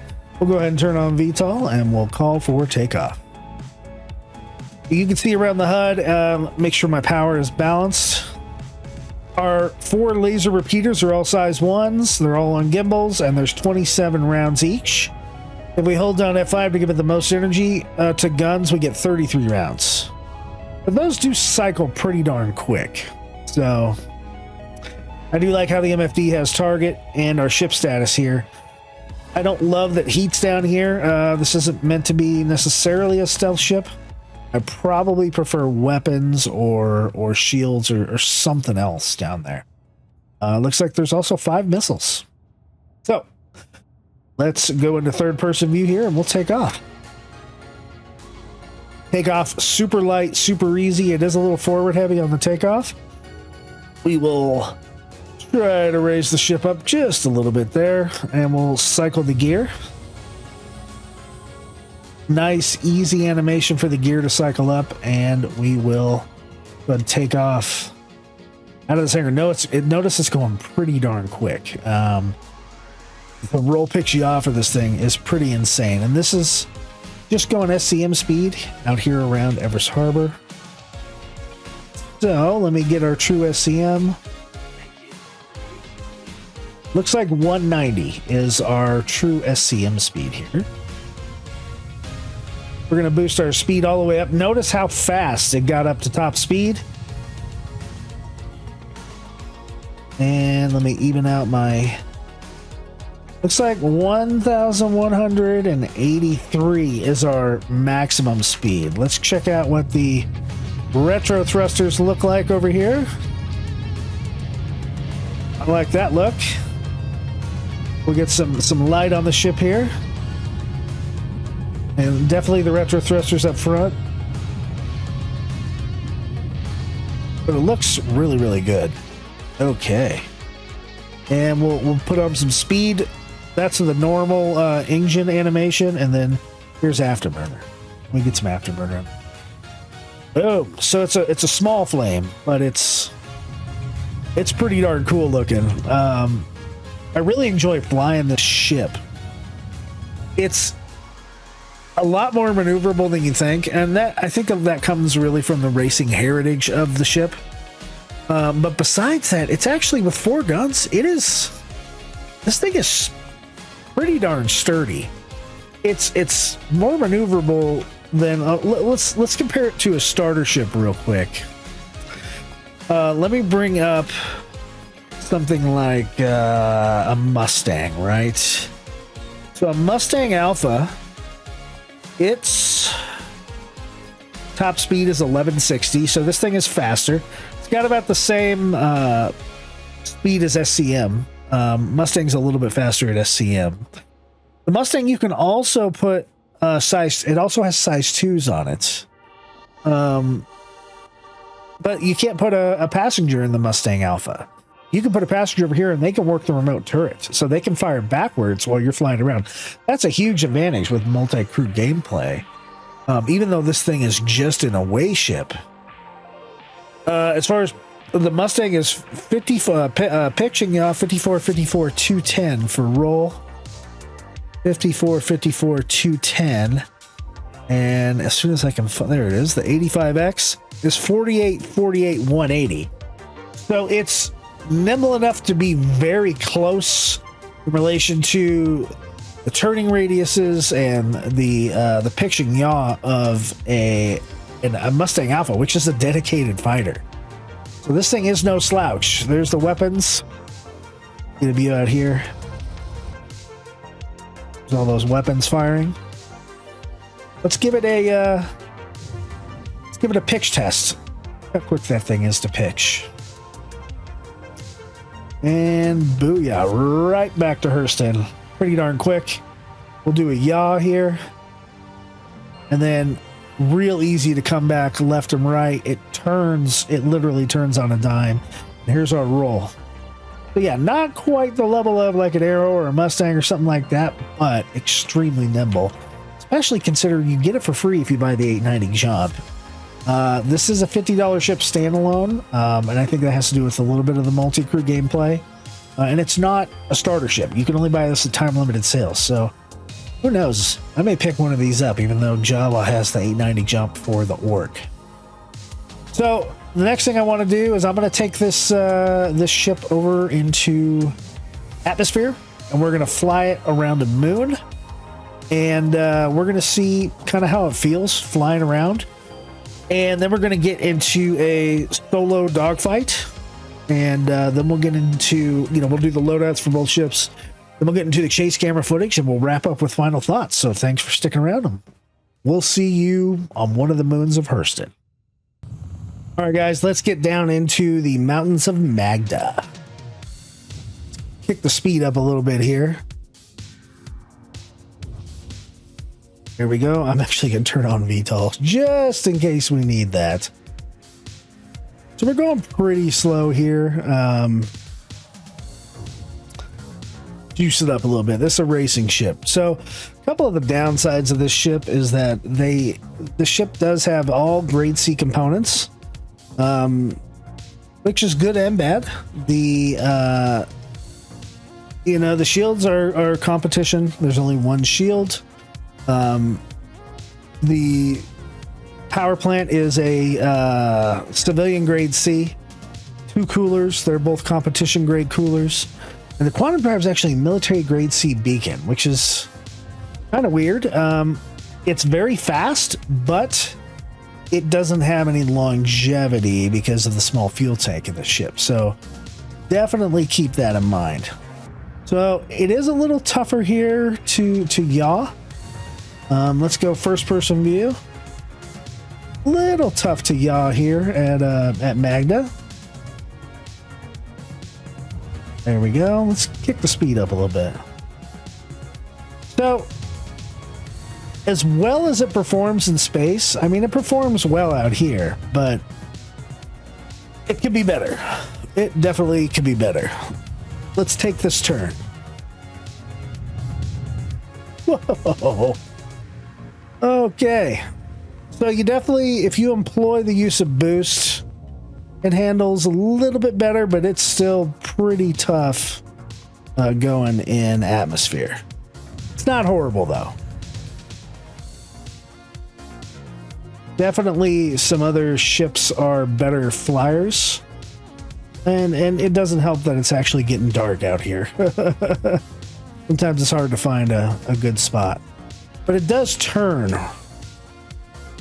Gosh, the turn on this, especially with boost, is really nice.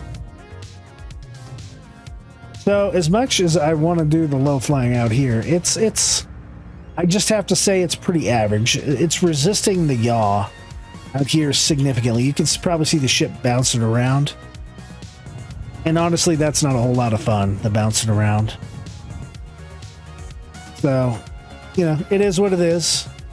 We do have it going pretty fast, though. Let's go back first person. Do a little aileron roll. Nice. And let's actually juice it up and see how fast we can get in atmosphere. We're climbing past 600. This is without boost. It does like to fall a little bit, so I do have to give it a little upwards momentum here. See what it can do with boost, the whole thing. Easily into the 700s. Pretty much 800 here, and you can tell we're starting to red out. Which, that's never good, to red out. Alright, well, let's take this guy up into space, and see how it does the dogfight. See you there. Alright, guys, so we're about to quantum over to our bounty here. This is actually take 2. I had a really good bounty going, and the server 30K'd right in the middle of it, so I do like that this military drive spools up and down very quickly. So that's definitely a bonus, even though it really has no range to it. All those components being grade C, we'll go over to the loadout, but probably gonna switch over a size 1 small ship to an Atlas or a Voyage, just so it has some longevity to travel around. But I do like the speed of the spool up and spool down. So first thing we're going to do before we get in here, by the way, the ship does not have missiles. That is a bug on the MFD. It doesn't have Minergal, definitely doesn't have them when I hit the button to switch to missile operator mode. We are going to turn on our gimbals though, because all of our weapons are gimbaled. Now, it looks like here's our target. It's an MRT. I think I'll be okay. We'll see. We'll see what happens. It is a Freelancer Miss, so that'll be fun. So let's get in a little bit closer to him. And I'm going to turn up my weapons just a little bit. Hopefully that doesn't mess me up. He's definitely going to have friends here. There's at least one. And they're probably going to shoot missiles at me. It is a Freelancer Miss, so... Oh, there we go. Shooting weapons at the Freelancer. There we go. We do have a little bit of boost here. Let's see what we can do.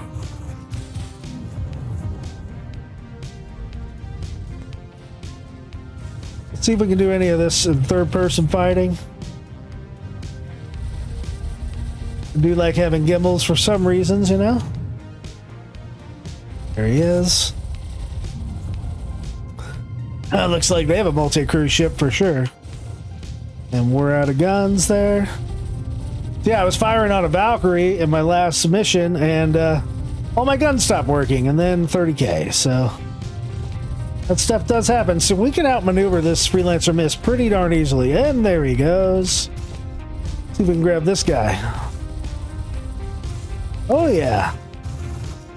You don't want none of this, homie. What was that, a Mustang Delta?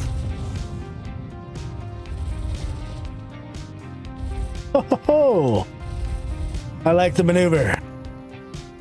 Until I lose him when I'm trying to have a good video. Okay. Hopefully I don't lose the ads too quickly here. After I killed the main guy. Woo. So very quick turning, especially in space with the ship. I mean, I know they're shooting me a little bit and I have my guns up a bit. That seems to be pretty okay.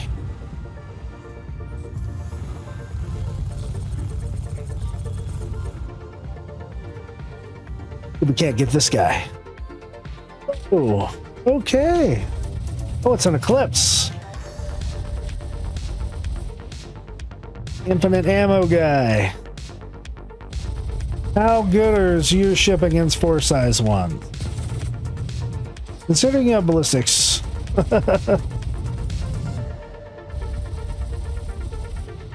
All right.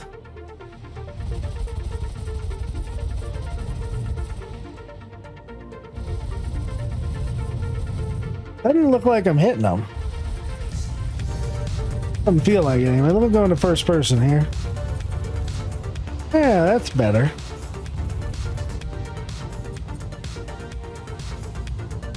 Come on, buddy.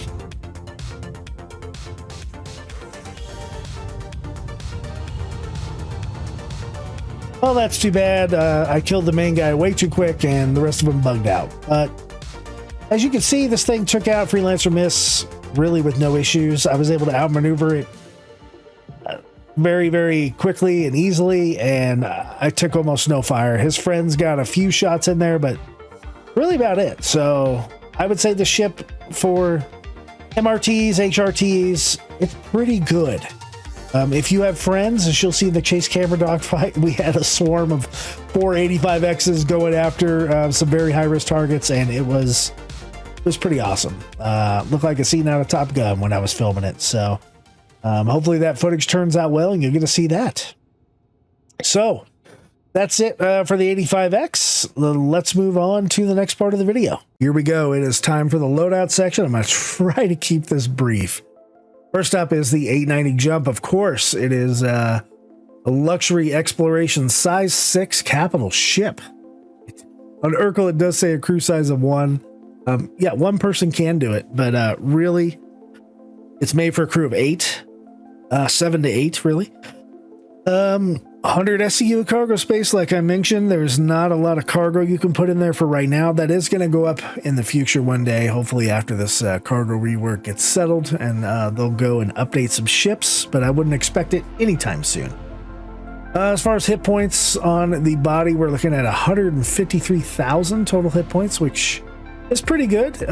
Like I said, it is a capital ship. It can take some damage. It is 210 meters long, 2/3 the size of an aircraft carrier, so that's pretty crazy. And it weighs 44 million kilograms. That's pretty darn heavy. No wonder it falls to every planet. The SCM speed is 80, and the max speed being 900 meters a second. I think we got real close to that in our testing. The max roll 20, 20, and 40. So again, it is slow. It turns like a pig. But it does have a insane amount of hydrogen and quantum fuel. So, I mean, you're going to be able to quantum all around Stanton and probably a lot around Pyro as well. So plan on that. If you are looking at picking up one of these ships, you can get them at Astro Armada, Area 18, or New Deal Shipyard in Lorville for 32.2 million Alpha UVC. Yeah, so let's look at these. Let's look at the shields real quick. They are size 3, I guess, but they are industrial grade A glacis shields. They are bespoke to the ship. They have a lot of hit points. 774,520 hit points each, giving this ship 1.5 million shield hit points. So it does take quite a bit to take down an 890 jump.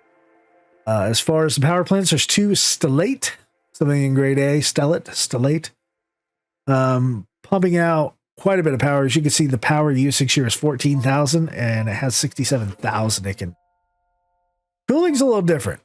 There's 32,000 cooling with the civilian grade A Serac coolers. And it uses 22,000 of it. So I like it when the cooling's about half. Maybe that'll change one day when cooling actually matters. Quantum Drive, again, another bespoke item, just like the Shields power plant and coolers. It is the civilian grade A Allegro. And it's actually pretty darn quick. Microtech to ArcCorp in 8.5 minutes. Crusader to Hurston in 4.5 minutes. The problem with this Quantum Drive, even though it's a grade A, is that it does take forever to spool up the Quantum Drive itself. It actually calibrates really quickly, but it takes a long time to spool. There are no paints for the 890 jump, and as far as stealth, yeah, you're not going to be stealthy in this thing. People are going to see you coming from a real long way away. Thruster wise, there's 25 thrusters. The main thrusters giving you 0.47 Gs, maneuvering thrusters 0.67 on those. And then you have a number of other smaller maneuvering thrusters at 0.44. And yeah, so ton of energy and thrusters to keep this thing afloat. Now let's talk about the weapons here. As we saw in the video, there are 2 remote turrets operated in the starboard support seat. Those both come with 2 CF337 Panther laser repeaters stock, but you can only fire one set at a time. But that person can switch between top and bottom pretty darn quick. There's also 4 missile turrets. Those are manned by the port support seat. Top left, top right, lower left, lower right. Those missiles, I believe, are all shared. Maybe you only get 8 out of one of them. I'm not sure. We didn't do that much testing. But they come stock with Ignite 2s, and there's 32 total missiles, 8 times 4. There's also 2 manned turrets. They're both accessible through the hangar bay, one under the basketball hoop and one on the other side of the hangar bay. Both of them have 2 M6A size 4 laser cannons. And it looks like those are bespoke. They are locked to those turrets, so you can't change those, which stinks because I would love to put a laser repeater in those. So lots of weapons on the 890 jump, being the space yacht that it is.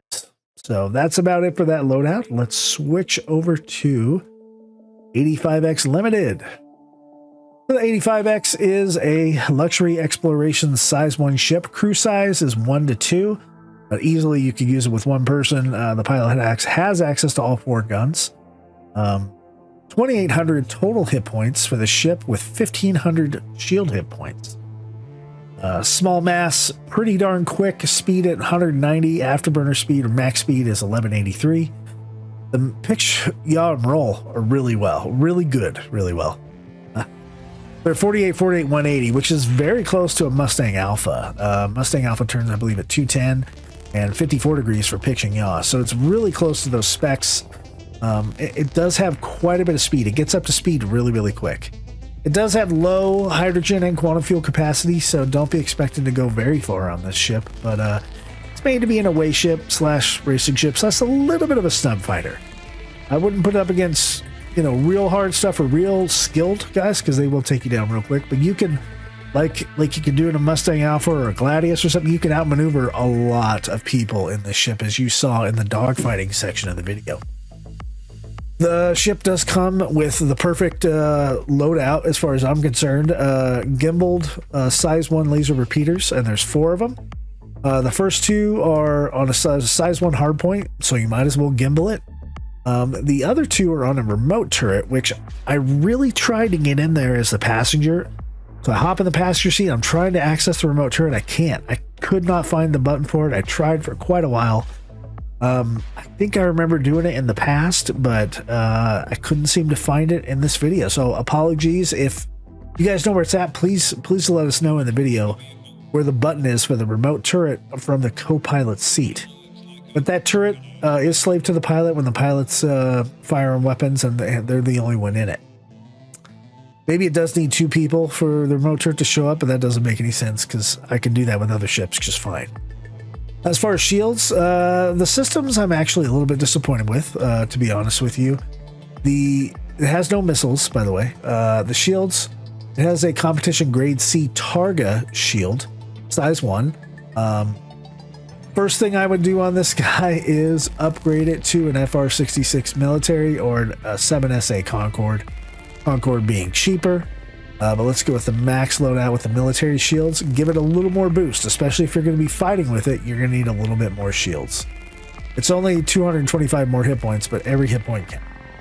As far as the power plant goes, you can see it's just over half, so you're probably okay with the civilian grade C Powerbolt power plant, but I would go ahead and upgrade it anyway. I think I'd probably go with the JS300, tried and true military one. When EMPs come back, that may matter that your power plant gets booted up faster. Plus, it takes us under half of the power usage, which is really what I'm looking for in a power plant. Coolers. Right now, there's no point for coolers, and this thing has plenty of cooling. 2 competition grade C ice plunge coolers, giving us 464,000 cooling, and we're only using 88. So in my mind, there's no reason to upgrade from that. The one thing, if I was going to upgrade anything in this ship, would be the quantum drive. Right now it comes with a Beacon military grade C, which is awesome because it is insanely fast. There's only 2 drives in size 1 size that are faster than it. However, that's the downside. Well, you can make it from Crusader to Hurston in 1 jump. You can't make it from Microtech to Arc jump. There's just not enough fuel capacity in the 85X. My recommendation, upgrade it to either a Voyage size 1 or an Atlas size 1. I would probably go with the Voyage. It's cheaper and it's faster. And that'll let you go Microtech to Art Corp in about 8 minutes. A little bit faster than the 890X or than the 890 jump, and you can probably scout that out a little bit for them. Who knows? And then as far as the thrusters go, there are 16 of them. The 2 main thrusters, 7.43 Gs, so it does have some scoot behind it. The rest of the maneuvering thrusters, 2.5 Gs, 2.1 Gs, and the 2 retros at 3 Gs. So it can stop quick, it can turn on a dime, and it can scoot really quickly. I don't think it's necessarily going to be that stealthy, but you could probably put some stealth components on here and get a little bit of stealth out of the ship. We'll go over stealth more when we actually have stealth in. So right here, we'll add the non-stock items to the cart. We'll go check out the cart. So to upgrade the quantum drive, the shields, and the power plant, you're looking at about 53,000 credits. And I think it's probably worth it if you're going to take the ship out fighting, dogfighting, things like that. I definitely think it'd probably be worth it to upgrade it. Who knows? But I would definitely upgrade the quantum drive regardless. So there you go, guys. That is the loadout for the 890 Jump and the 85X. On to the next part of the video.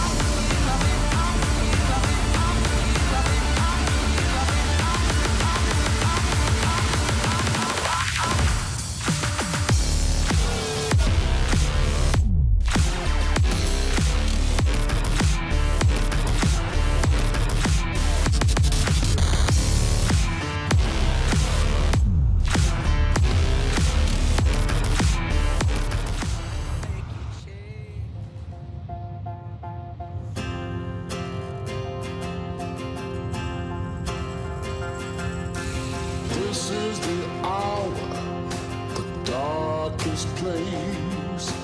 Dante's Inferno, the devil's maze. It's a good world. Good world going bad.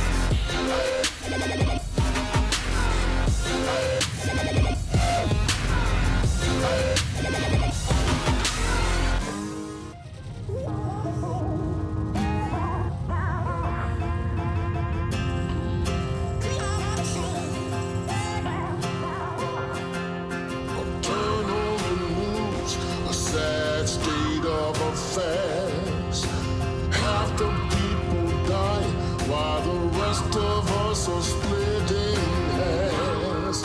It's a good world. Good world gone bad.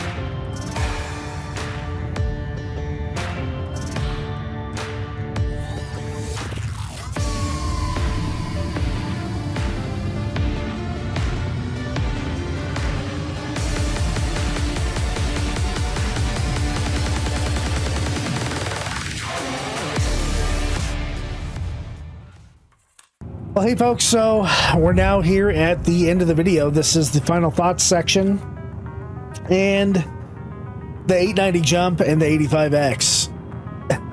I don't know what else there is to say about the 85X.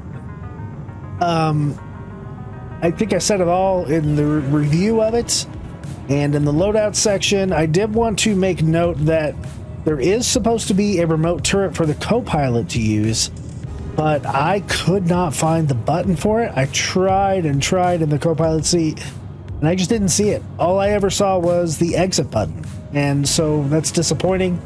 I know I've used it in the past, at least I think I did, but it's super fun to fly. It is crazy fast. I I think compared to a starter ship that's not a dedicated fighter, it's probably worth $50. It's a fun ship, small ship, and a great away craft for the 890X. Speaking of the 890X, yeah, let's talk about the 890X. The 890X, oh my gosh. Let's talk about the 890 Jump instead.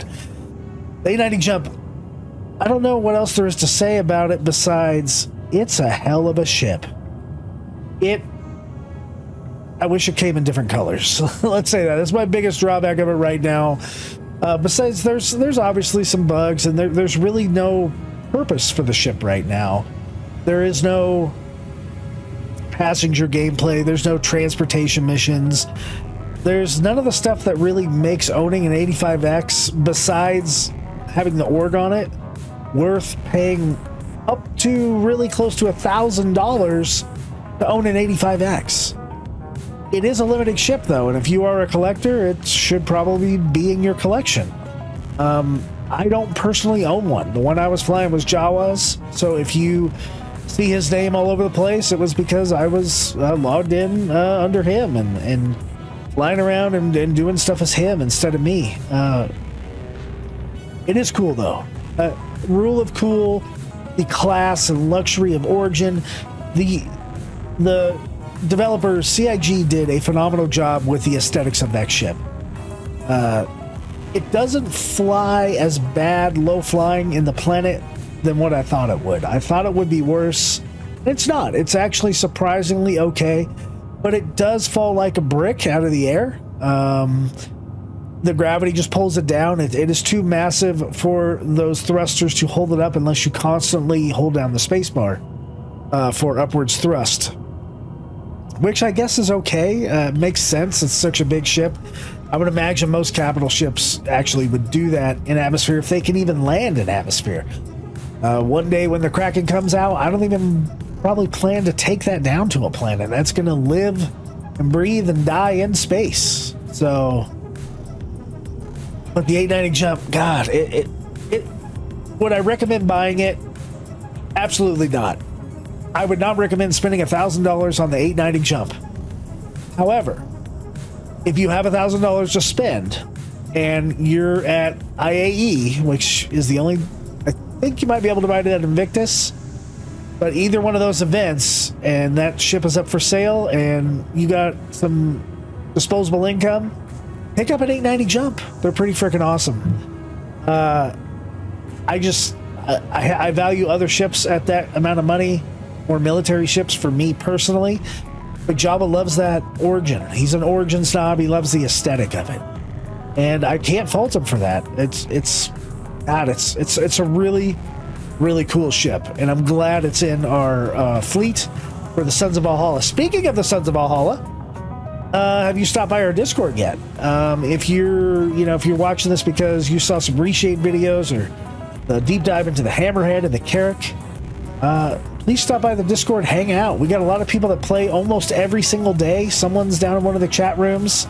When you get to the welcome page, you'll have to pick if you want to be part of the B team, which is also the stream team, or Java with Jawa, to keep the Discord fairly clean with all the different channels we have. So we are building up a heck of a community, and I must thank all of the Sons of Valhalla that did help film a lot of this video. Optimisto and Tibbs and Kalis and Figurebuster Actual and Skidmark Jack, and I think Lazy J was in there, and Tailgater and Java Sparky and myself. And thank you to everybody in the org that helped us make these videos a reality, and who also donate. If you like these videos, please consider subscribing to the channel.